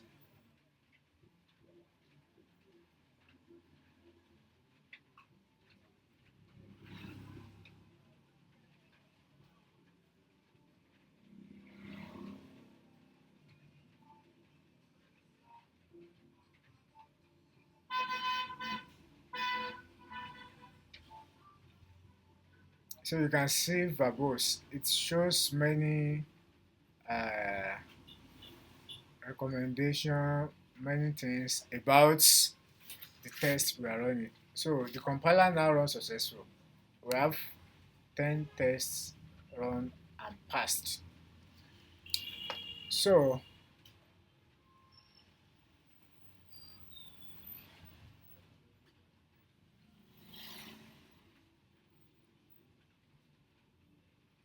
wait, which of the scripts? Okay, so we're on the right side. So our test is now passing. Our test is passing. So aha, is the way we declare our function, withdraw function, that's causing the problem. So let's now proceed to our the next thing now is to deploy our smart contract. Our smart contract, our vault contract now can be deployed.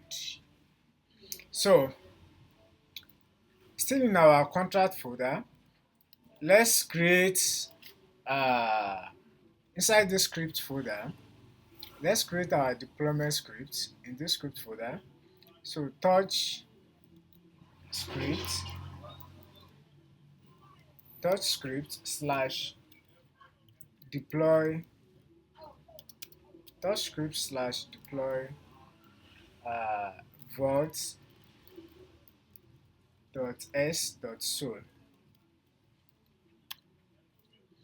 So let's open it.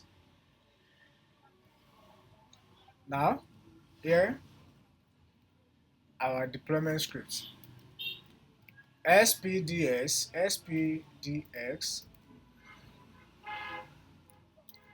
license license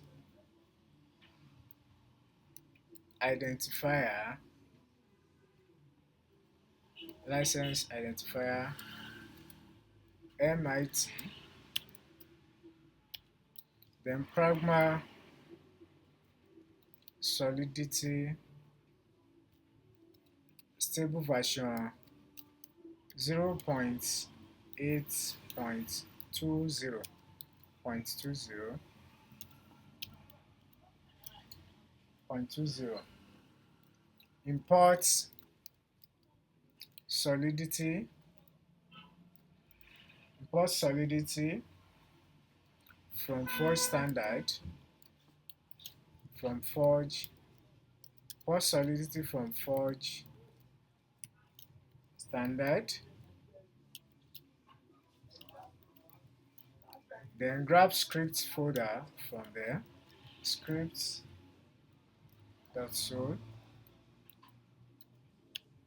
So next import import the smart contract, import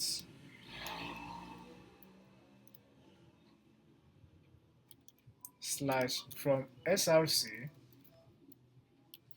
import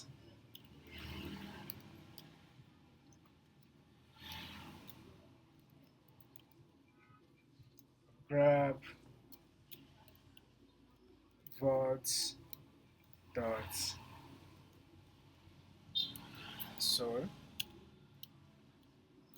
so contract deploy vault, deploy vault, deploy vault is script, deploy vault is script, function run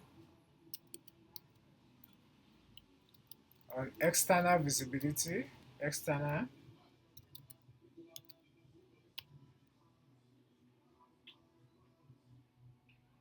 function run on external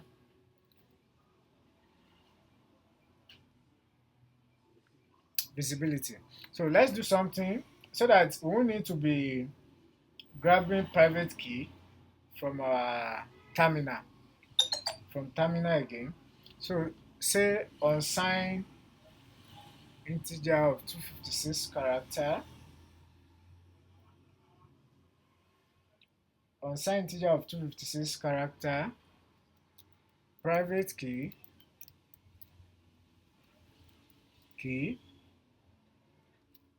equals virtual machine dot env unsigned integer, unsigned integer, then we'll pass in our private key, private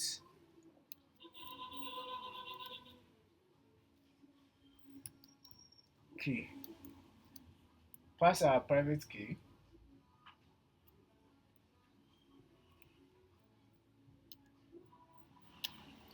pass in our private key, then virtual machine dot start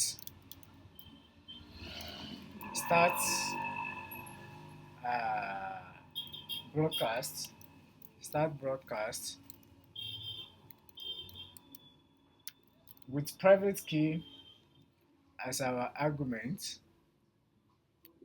with private key as our only argument, then vault, declare new instance of vault, of every vault smart contract, assign in the value of new vault contract, new vault contract,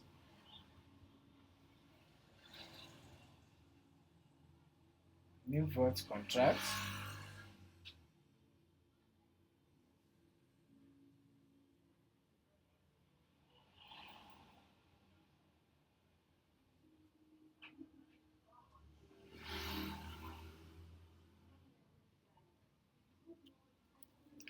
so now let's do console.log so that we can see the address to which our smart contract is deployed. 1 minute, this one. So let's implement it here. So let's say console.log, console.log. The console.log help us to log things on our console. So we want to log vault, vault deploy. It will log this string vault deployed at to show us that Vault is deployed at so. Okay.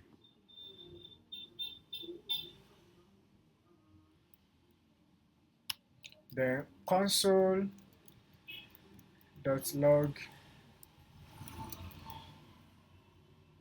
address.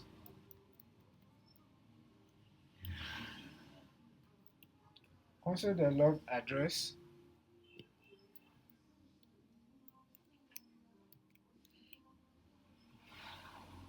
and show us the address of the Vault. Show us the address where the Vault contract is logged.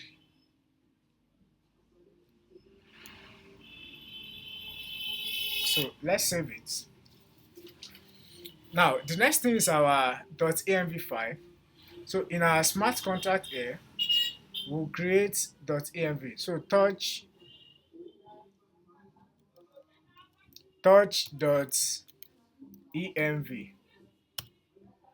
So it has created .env. See it here.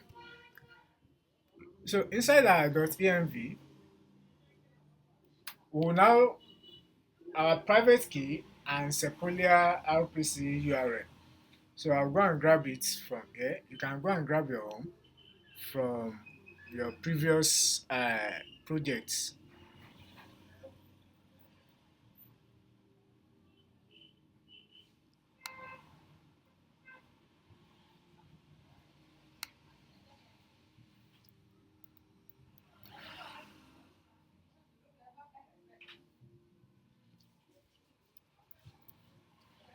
So this is it. Fine. So next,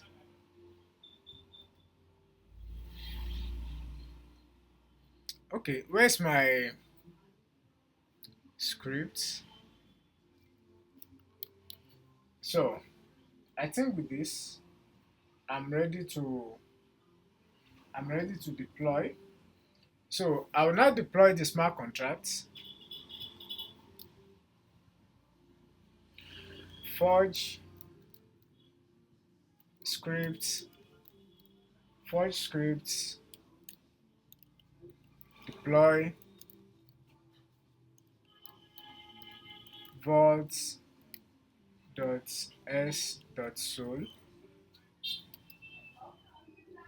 backslash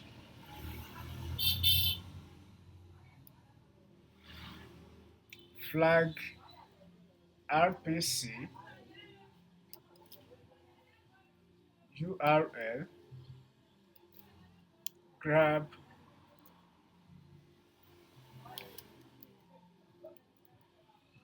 Sepolia rpc url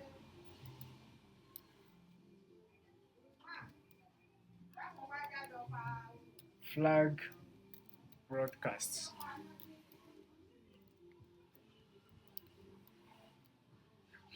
So you can see in this place we are not using a private key again.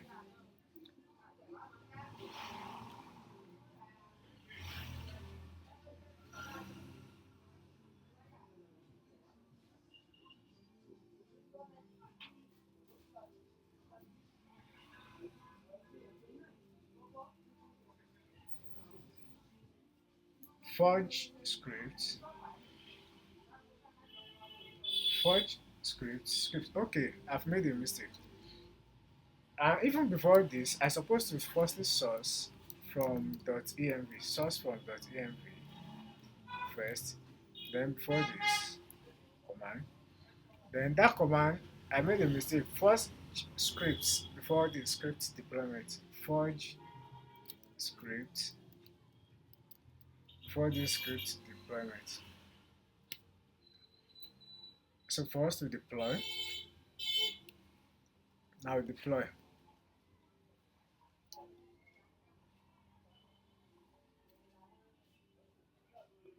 Import solidity. Oh, did I write import solidity? uh, that's an error. import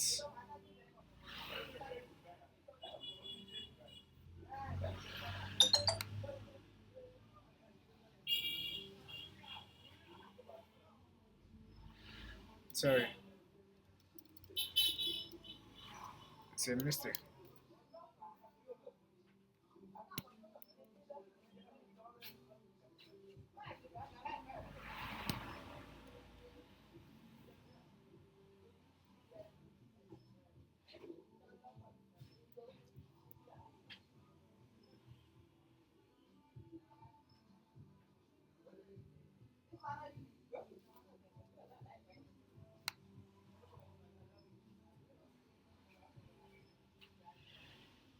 Console.log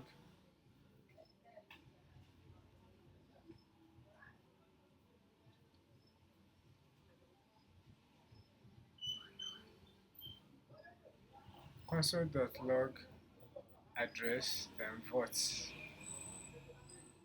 So why is it not working here?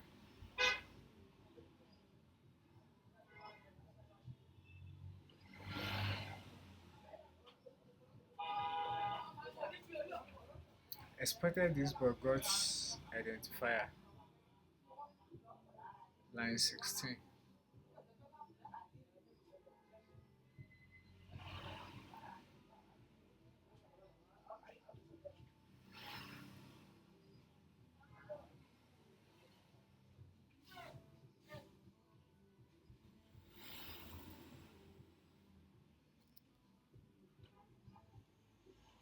Is it this one?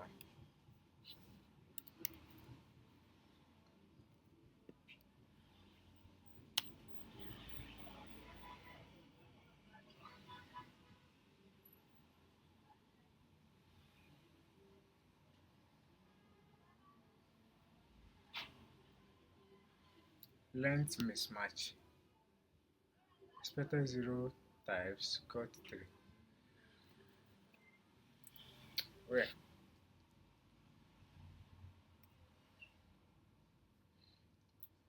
Take note here that private key started with 0 times.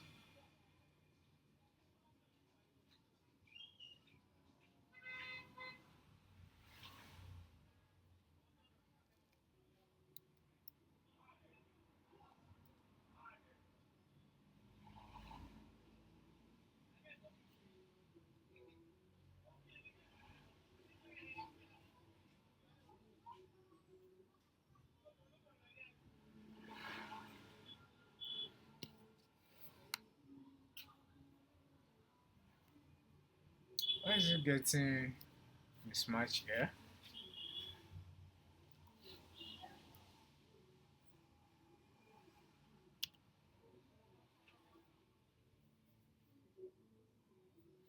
Encode length mismatch. Expected 0 types got 3.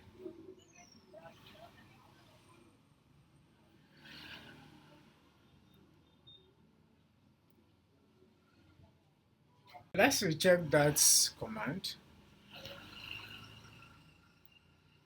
So this command, I do believe we want to use it. We're supposed to use it with it's a multiple line command. So we are not using it properly. So if you want to use it, we'll press shift, press enter, so that it will take, no, it will still bring the error. Okay, let's use our normal single line. So let's delete the forward slash. Let's delete it from here. So if you run it like this, it will run. Enter.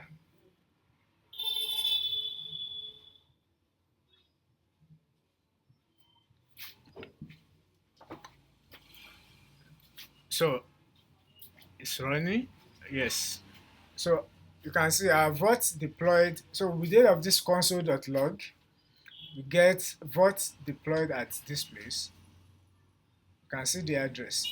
Then sources. This is our sources transaction hash. Contract address. This is our contract address. So our Vault contract has been deployed. So let's go back. Uh, so this console.log, the first line here is what gives us Vault deployed at. You can see now show us the address where it is deployed on this address. So let's go to this address and check our Vault contract. So come here, etherscan.io,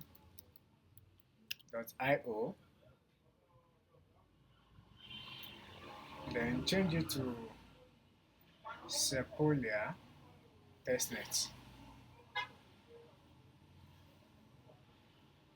So on the testnet, let's check our. So these are smart contracts. You can see it's deployed 1 minute ago. So this is the contract. This is the contract for our Vault. These are Vault smart contract. This is the bytecode. It's in opcode view now. This is it. So this is it for the smart contract. The next thing will now be for us to, so as a smart contract engineer, I'm through with what I'm supposed to do. So I will now supply the necessary value that may be needed by front-end developer to the front-end developer for use when the time arrives. So we'll actually interact with this output folder here. So if you come to the output folder here, under vault.t.so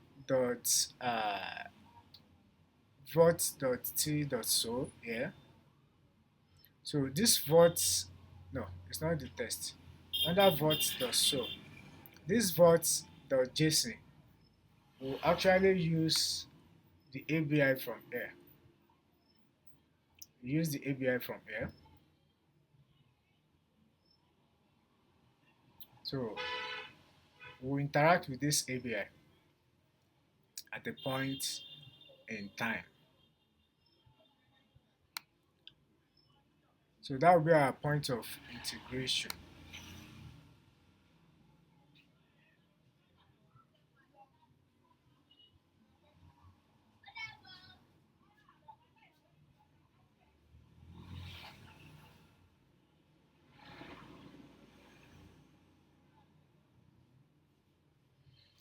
So that's it for the smart contract. So the first part of the video will soon be stopped. So, but before I stop, let's put our work to GitHub. Git. Okay. So remember, I'm now inside the contract folder. I'm inside the contract folder. So I will go out. I will say cd dot. I'm going back to the main folder. So I will now do git add. So let me firstly check my repository. Git branch, my branch rather. So I'm on Future Smart Contracts where I work as a member of a team now. So I will now do git add dot. Say error, contract does not have a commit checkout. Further adding files failed. Okay, let me go into the folder cd dot.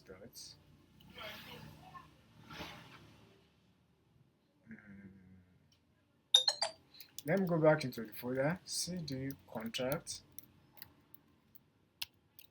So git add dot.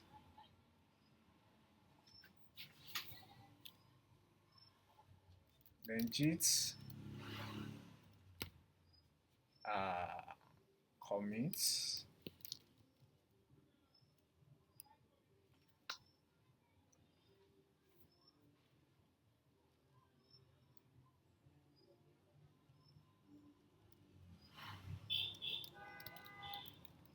Git commits. I'm coming. Do I supposed to comment inside there? Git commits.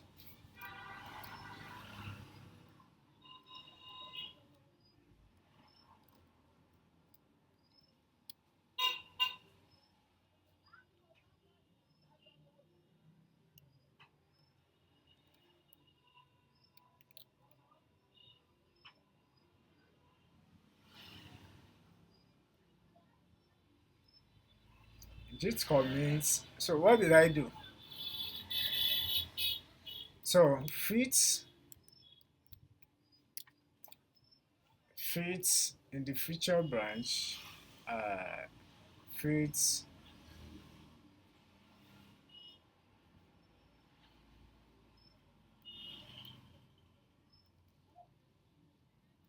smart contract.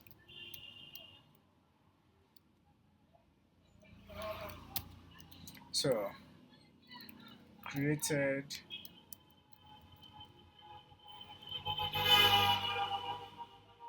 vault contract,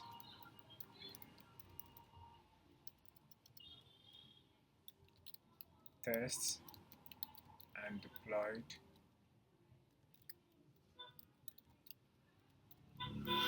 to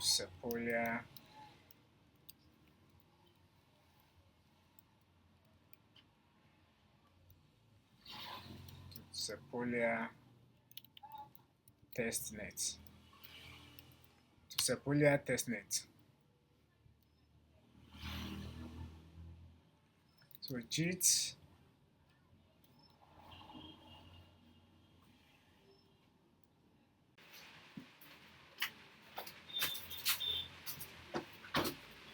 all right.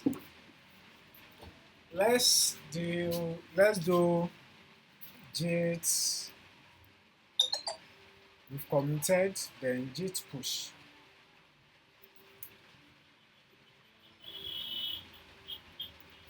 After committing, let's do cd dot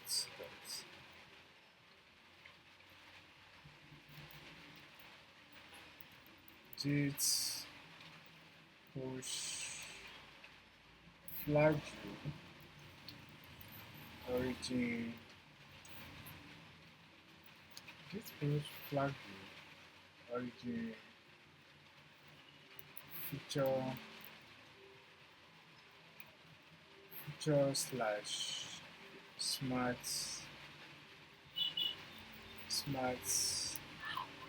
contract.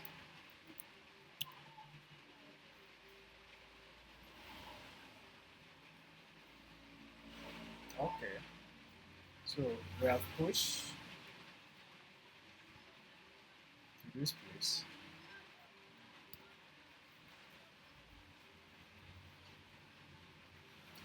So now we're having three branches. Three branches.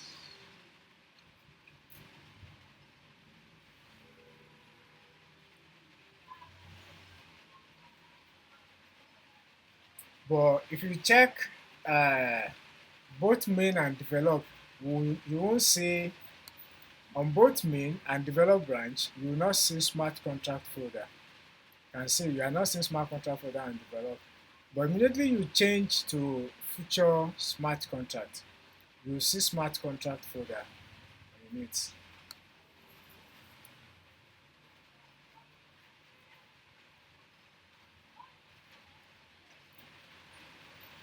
App, public.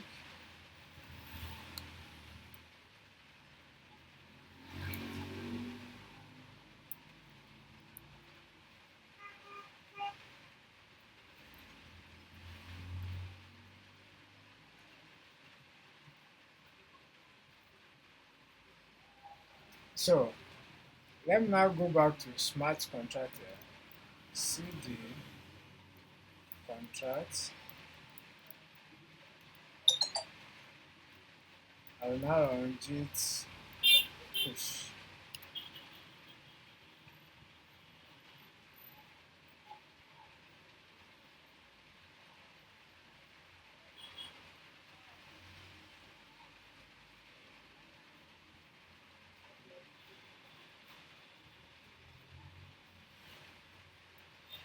Git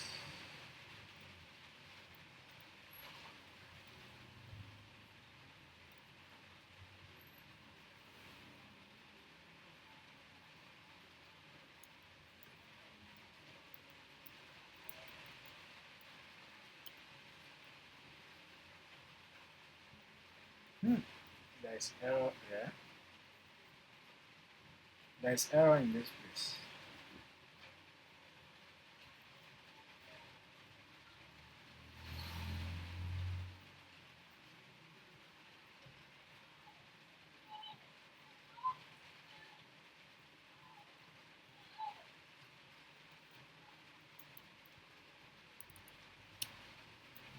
See the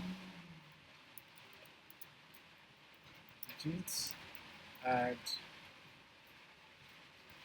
contracts.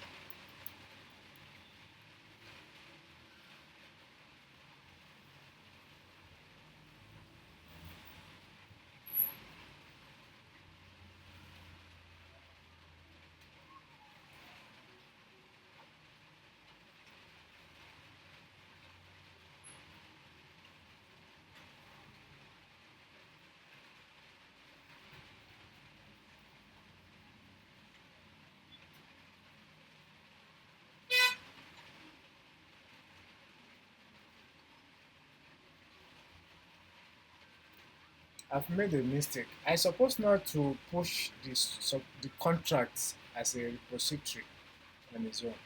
So this will have to be resolved first before we continue.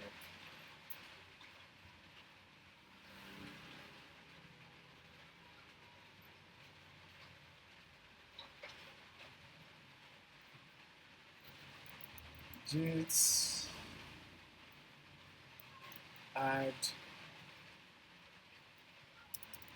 let's say git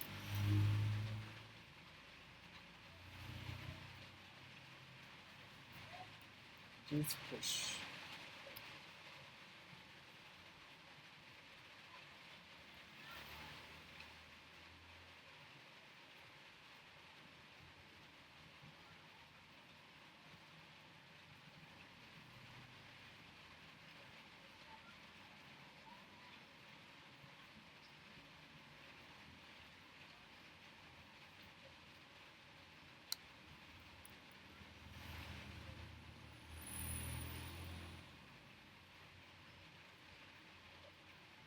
Contract folder is still not showing.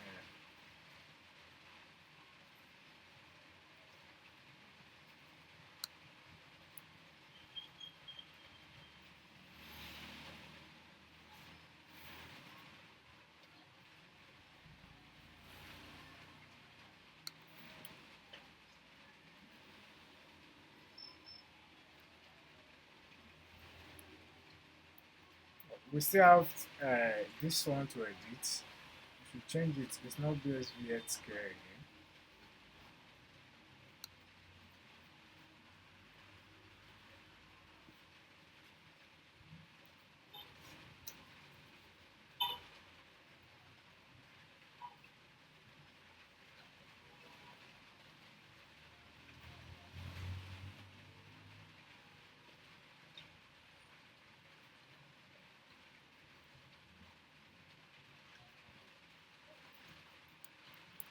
Error we're having with the pushing to the repository, to our GitHub repository on contracts.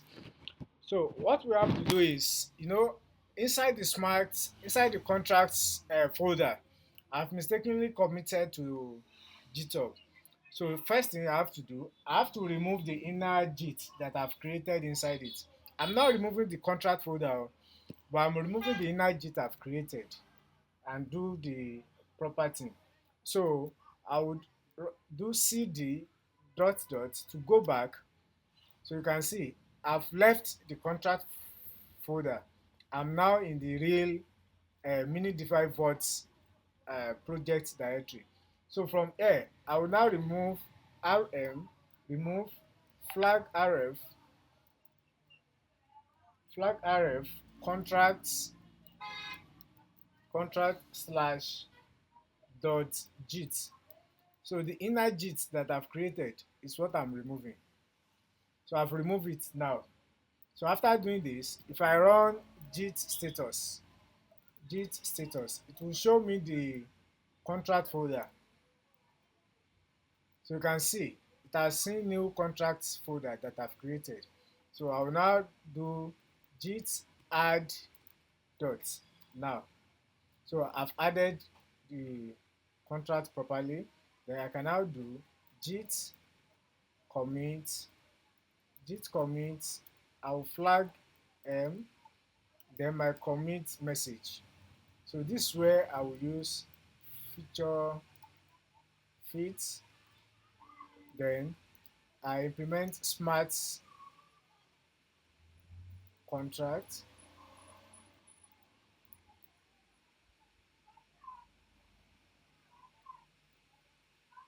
smart contract. So added, I added vault smart contract, tested and deployed. So I've now committed. I will now run because I've pushed to the upstream before. I don't need to re-push to the upstream. I'll just run push, git push. So it will now push to the feature repository. Now I can go to the GitHub repository. So if I refresh now, I will see my contract folder. You can see previously contract folder is not there. You see the contract folder has come. So I have my contracts and you can see immediately the contract folder show, it will now tell me it will show that I have a future smart contract, which is a recent push. So do I want to compare and make pull request? So I'm now on future smart contract. So I can make pull request. If I click make pull request, compare and make pull request, it will tell me, it's telling me that I can merge. So this is how we create pull request. After clicking on where it asks me to make pull request, so you make sure that your own branch as a member, future smart contracts, me as a member that is working on this repository, I mean, or that did the smart contract, my future branch is future smart contract. So it's the one I'll be comparing and I'll try. Don't compare with the base. You can see here is showing base main. No, this is not the best practice. So I will change this main to develop. So this is what I ask you to be doing for your group work. Always compare and make pull requests to your team's develop branch. So you can see what I did. So I can say created, you can say created vault smart contracts, vault smart contracts, tested it and deployed it to Sepolia Ethereum. So let that be description. Then I'll come down to this place and click on create pull request. So it will now create the pull requests. It will create the pull request. You can see. So this is the pull request. It has created it. But before merging, make sure for your project, copy this URL. Go to your WhatsApp group. Send message in your WhatsApp group that you have created pull request with this title. Eh? Copy the title for your pull request. Send the URL for your pull request. So let somebody review. After the person has reviewed,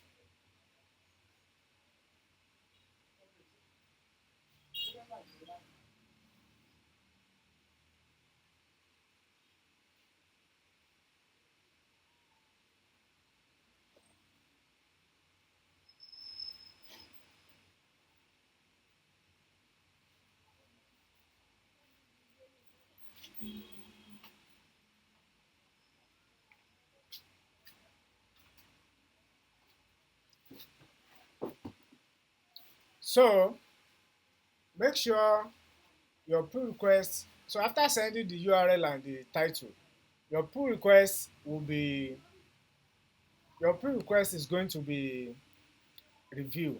So for group, let at least somebody review it. So after reviewing it, you can now come and merge. So if I click on merge, you can see confirm merge. So it's now confirming merge pull request. So the pull request have been merged. Now after merging from feature branch to develop branch, the team lead should now make pull requests. So team lead should make pull requests from the see now from develop. It's now on develop. So team lead should make pull requests from develop to main. Here now is comparing from develop to main. So team lead should do this eh, before merging. So I can create the pull request from develop to main now. Then after creating this, I will now merge,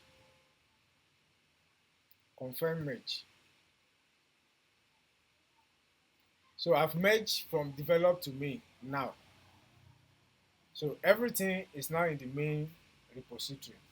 Now for you that create your pull requests for the team member. So once your pull requests have been merged, once you have been told your pull requests have been merged and you don't need that feature again, it's a good practice to clean the feature, to clean it from your repository. So before you commence on another, what do we call it? So what we'll do is you now come here. Where is it?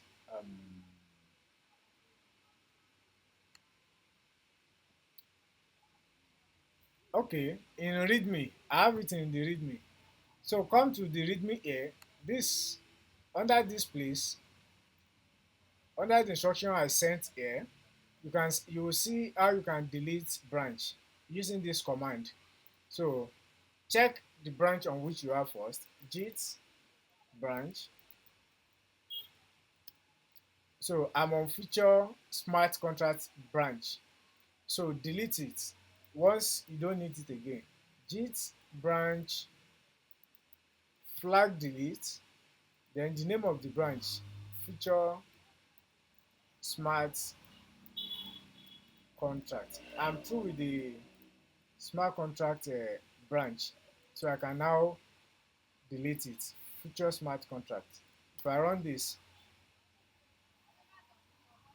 say cannot delete branch feature smart contract. Check out user Mini DeFi Vault.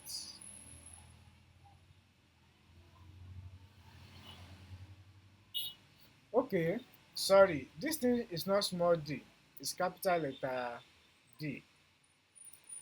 It's a mistake. So let me run it.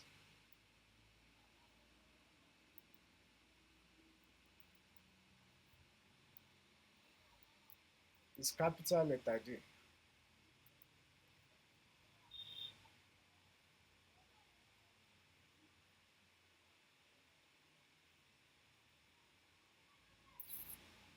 What's happening?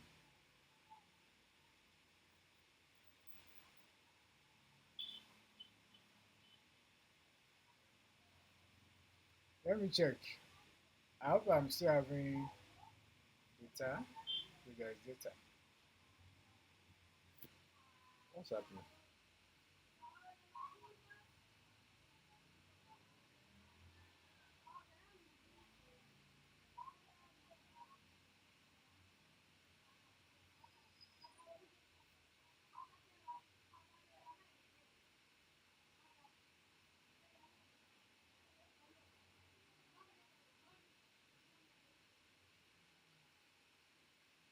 Feature smart contract.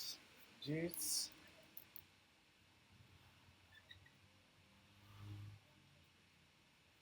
branch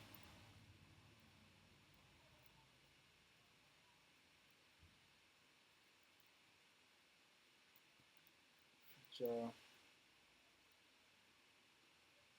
slash smart contract.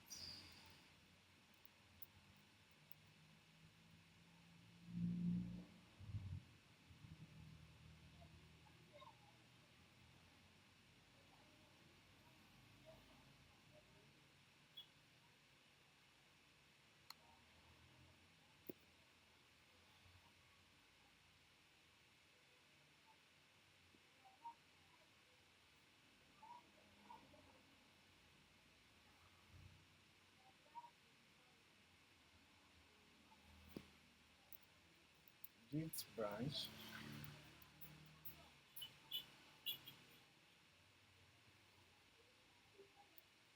what's the matter?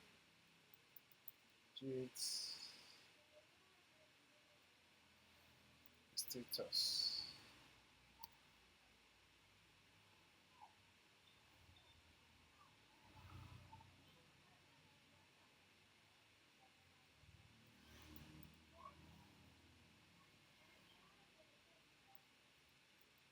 Push origin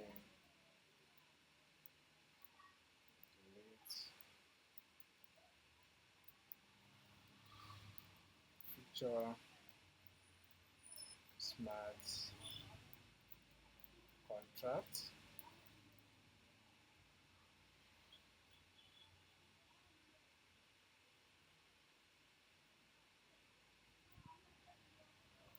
Git branch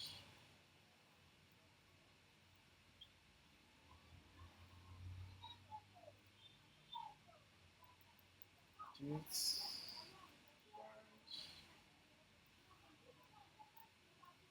flag feature. Okay, sorry. We're supposed to go to uh, develop branch first before we delete. So do git checkout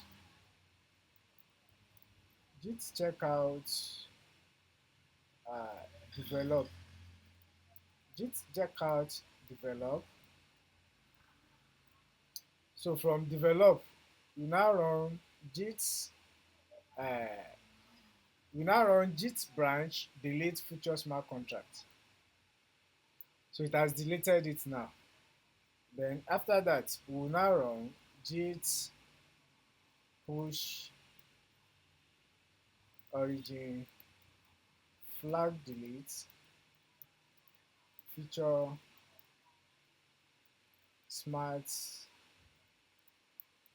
smart contract.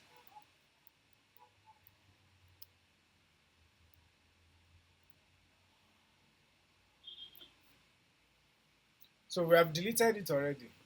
So that's why it's not showing it again. So if you run git branch now, you will not see future smart contract again. It has gone. We have deleted it. And if you go and check on the repository back, if you go back to the repository, you see that future branch is no more there. Future smart contract is no more on the repository.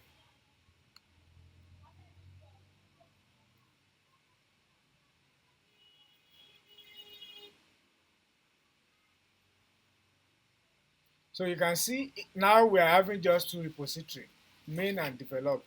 So it's a good practice to delete when you are done from your own repository. But in the groups in the team's repository, you'll be having main and develop at every point in time. Now, so I'm done with working as a smart contract developer. Now, I want to I want to work on the smart contract. Sorry, I want to work on the front end side of the smart contract. So before I proceed, let's check uh, the status of our application. Let's see how it's behaving. So npm run def, npm run def. So let me go and check the local URL.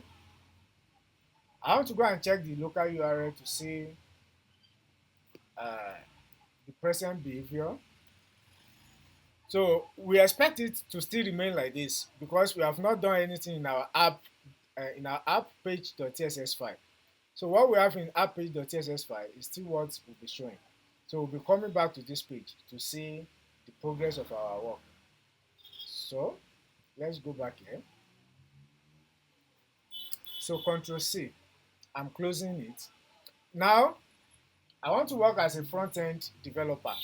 So as a front-end developer, I don't have any business with this contract folder and I shouldn't touch it. I will not touch it unless if I have one or two things to look at inside it, but I'm not going to code inside it again as a front-end developer. So take note of that. Now, what I will do is most of my work will be inside this app.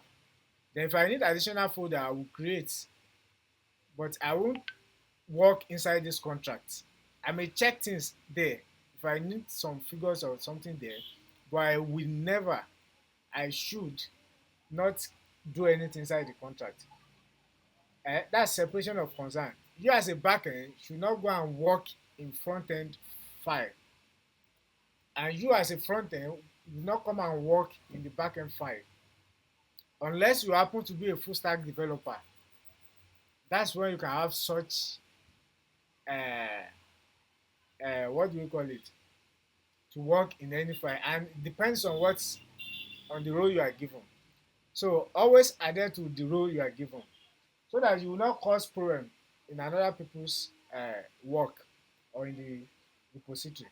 Now, to work as a front-end developer, the first thing I have to do is I will check my branch, Git branch.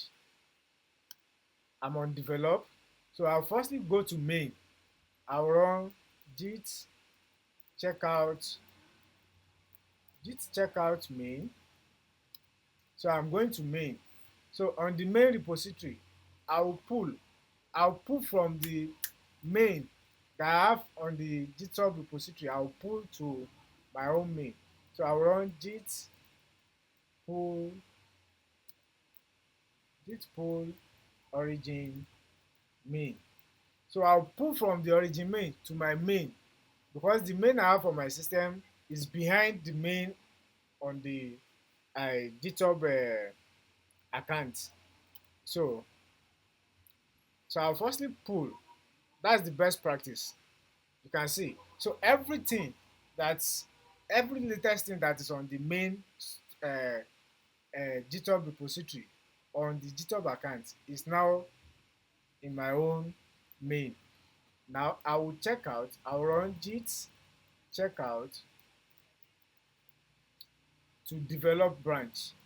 Develop git checkout develop. So I've switched to develop branch now. I will still run git pull origin develop. So I'll pull from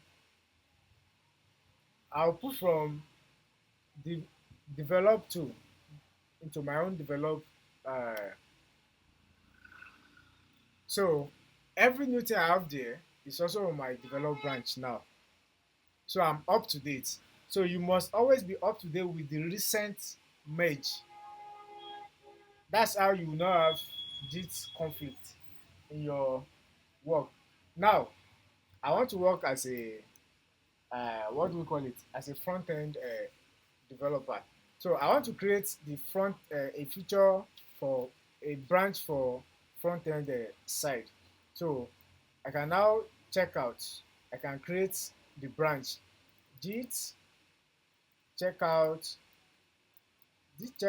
flag new branch, and I want to name it feature front end. So let me name it front end. So you can name it according to your own, according to what you are implementing. So I want to name my own future front end because I want to start the front end stuff, the front end development side. So I've created a new branch, Git branch. You can see I'm now on future front end branch.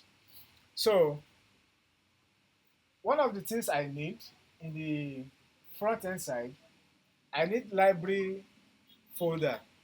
So in that library folder, I will have web3.ts and I will have uh, contracts.ts.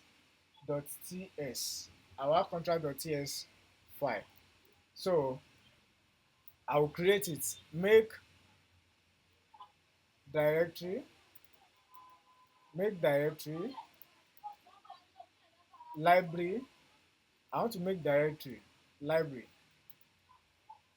So you can see the library folder has been created. Now inside the library folder, I want to create web3.ts file. So touch library slash web3.ts.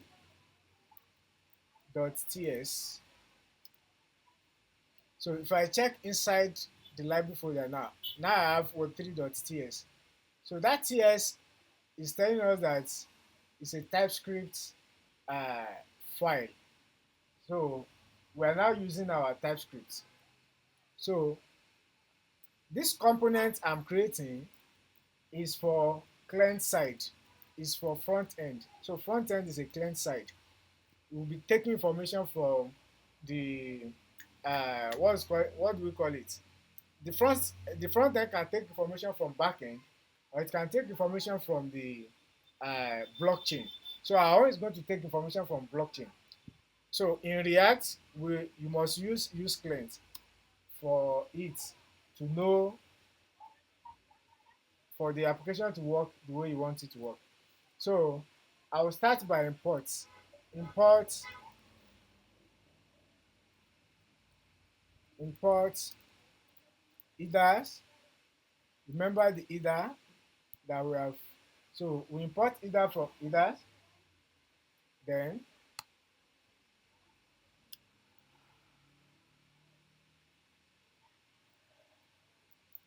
constant. I'm declaring constant for Sepolia Ethereum. This one is just to ensure that it's looking at Sepolia Ethereum chain so that we will not be trying to look for information on the main network, which you will never get because we deploy to Sepolia Ethereum. So 0 times, you can use the read number, which is 111551111, which is the ID for Sepolia Ethereum. So AA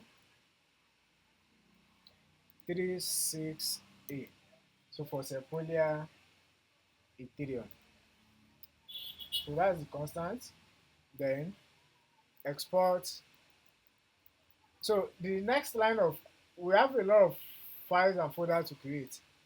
A synchronous function.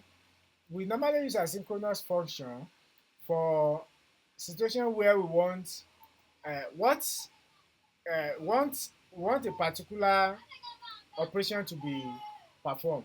But before that operation is performed, that operation may take some time before it to be performed. So while the operation is trying to execute, we don't want the application to fail. We want other things to be able to be implemented. That's where we normally use a synchronous operation.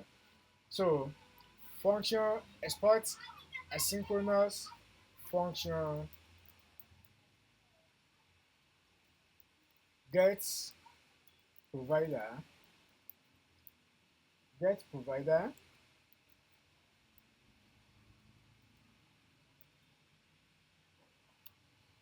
get provider.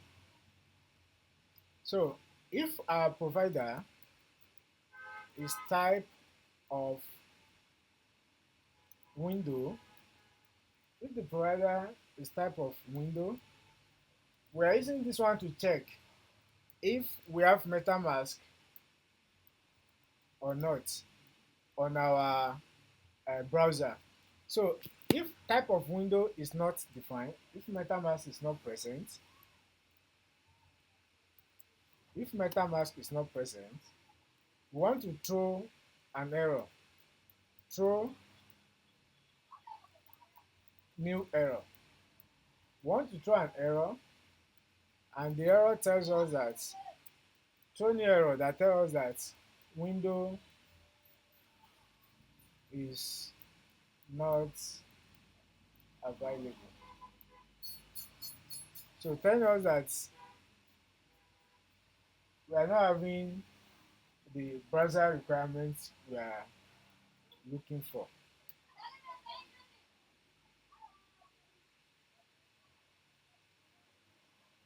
So what error is this showing?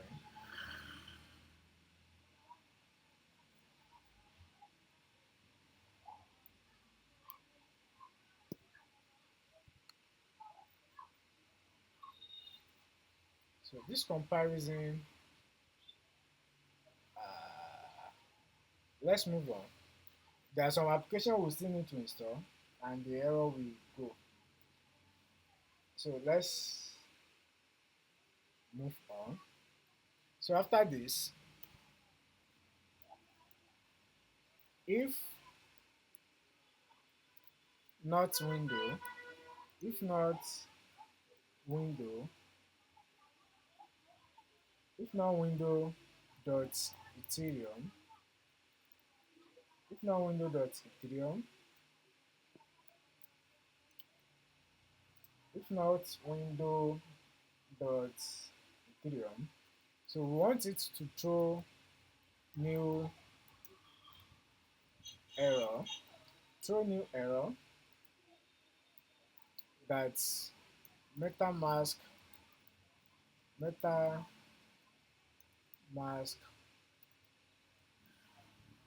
is not installed. It's not installed. Throw new error that MetaMask is not installed.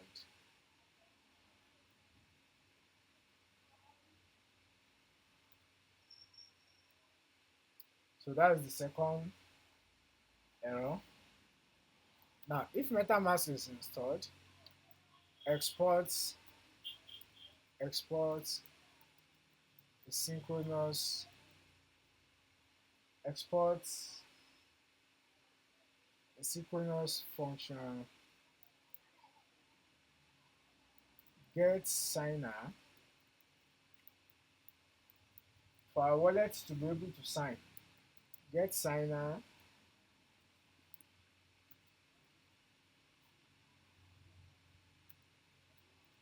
then constant. We are no more writing in Solidity. We are now writing in TypeScript. Now we are in JavaScript. We are using TypeScript. So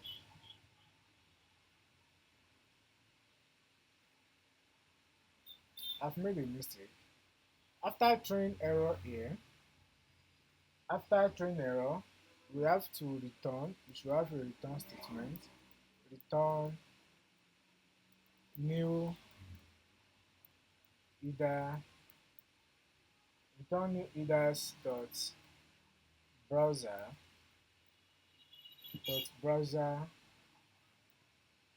provider new that the browser provider window dot Ethereum window dot Ethereum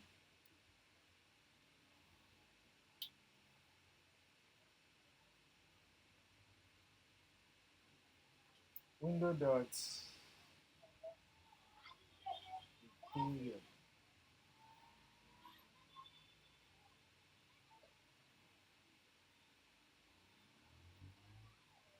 window dot Ethereum. So take this one out of this place.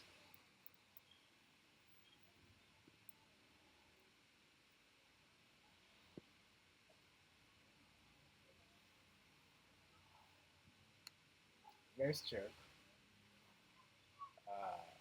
Start for this.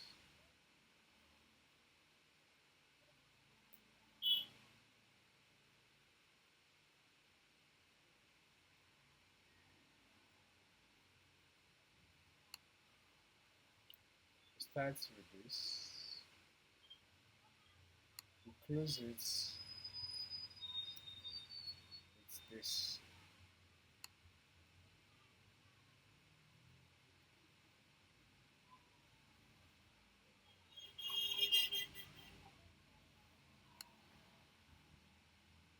And this starts for the for this one.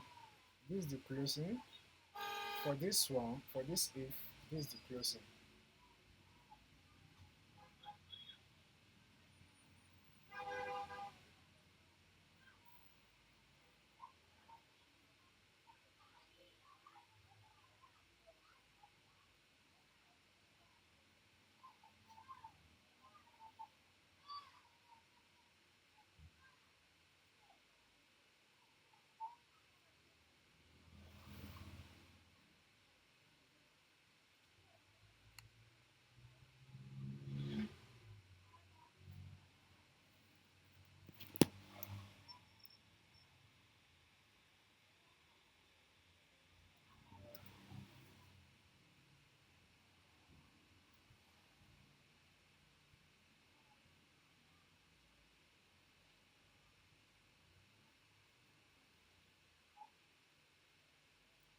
This close this.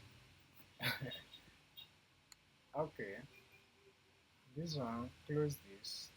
That's true. And where is the closing for this one?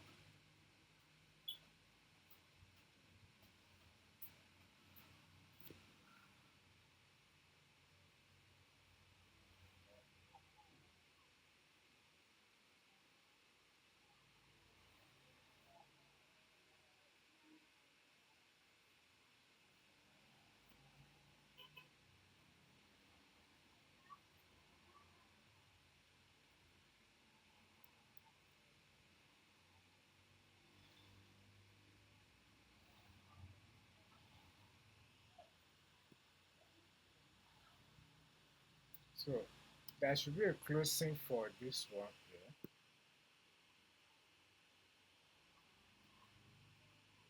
There should be a closing for this one. So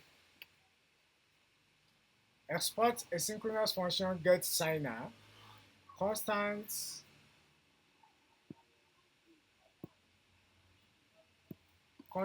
provider equals await get provider. So we should wait for provider to be available. Get provider. Then constant accounts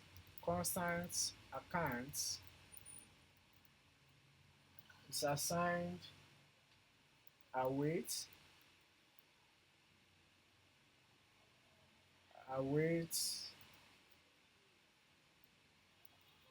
is assigned await provider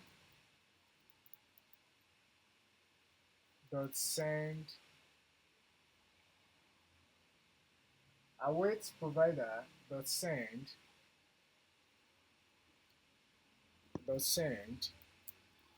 what is it going to send? Ethereum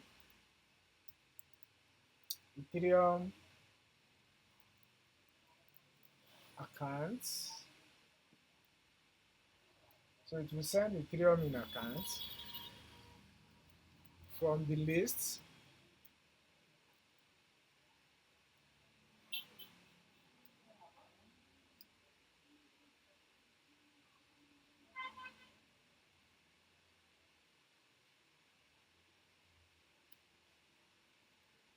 So if accounts dot length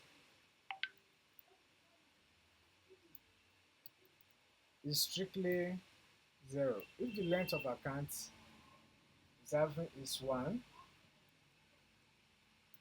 using index of 0. Then if the length of account is 0, throw new.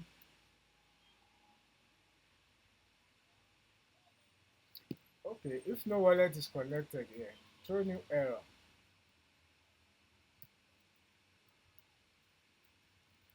Wallet not connected.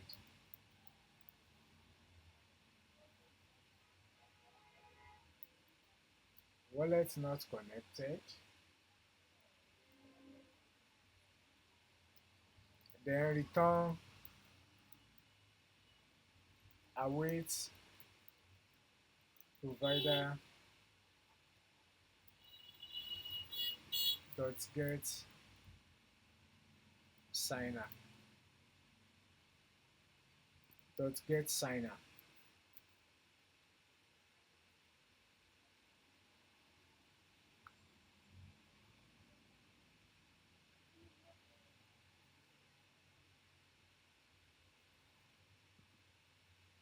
Then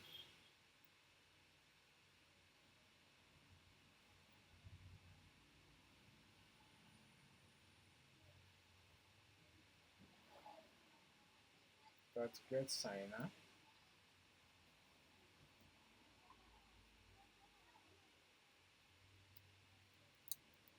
So this one, this first code of block is we create our provider function. We create function for provider that provide the means for connecting to wallet, and we export it as a function. So after that, we'll create another export function for connect wallet, the function that will actually be connecting to wallet.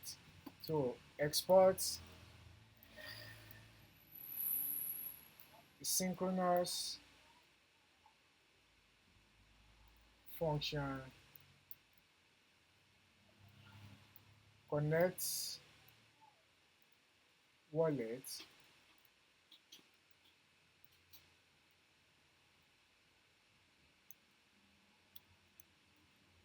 constant provider equals, that's assignment operator, not equal. So assigned is assigned await get provider await get provider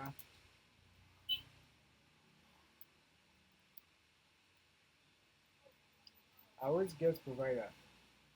So let's check for presence of uh, window and metamask. If type of window if type of window if type of window is not defined, so if there is no browser,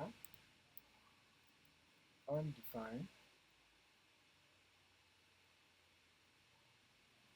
then we throw we throw throw throw new error. We want to throw new error that says window is not available. Window is not available.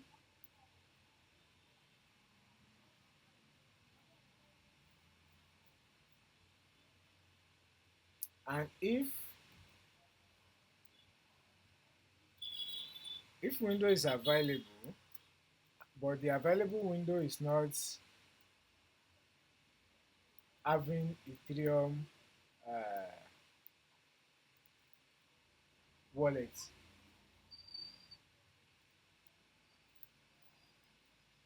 if the available window is not Ethereum window, throw throw new error, throw new error,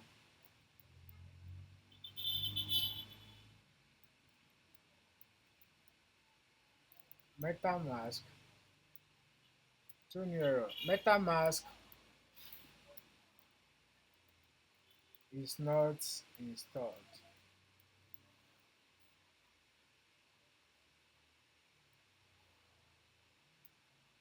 Metamask is not installed.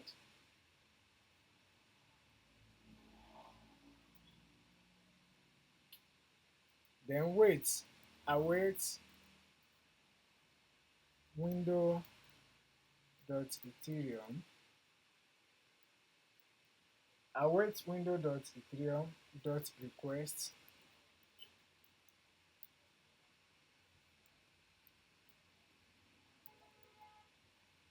await window.ethereum.request. Method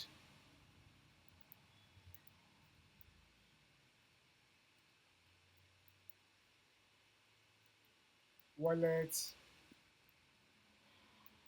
switch, wallet switch to Ethereum chain. Wallet switch to Ethereum chain. Params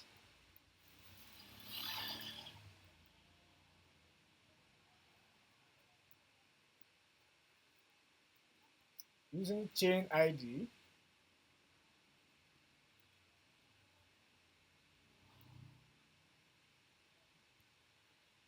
using chain ID,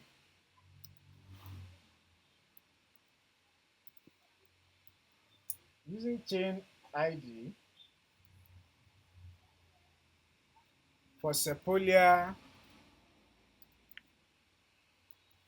for Sepolia chain ID, for Sepolia chain ID.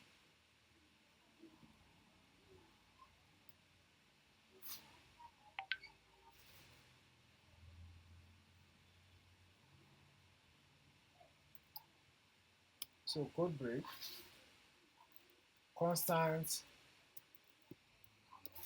constant, constant signer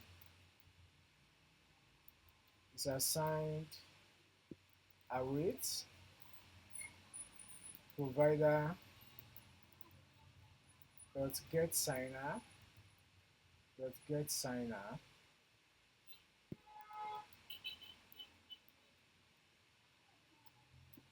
return return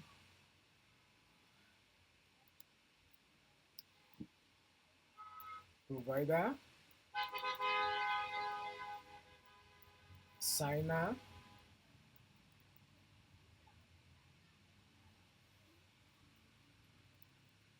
and address. So the address should be returned as await signer await signer dot get address. So it will be grabbing the address of the wallet that has been connected to sign for cryptographic hashing. So for cryptographic hashing. So with this, we are done with our what's the name? So this Ethereum, my battery is low.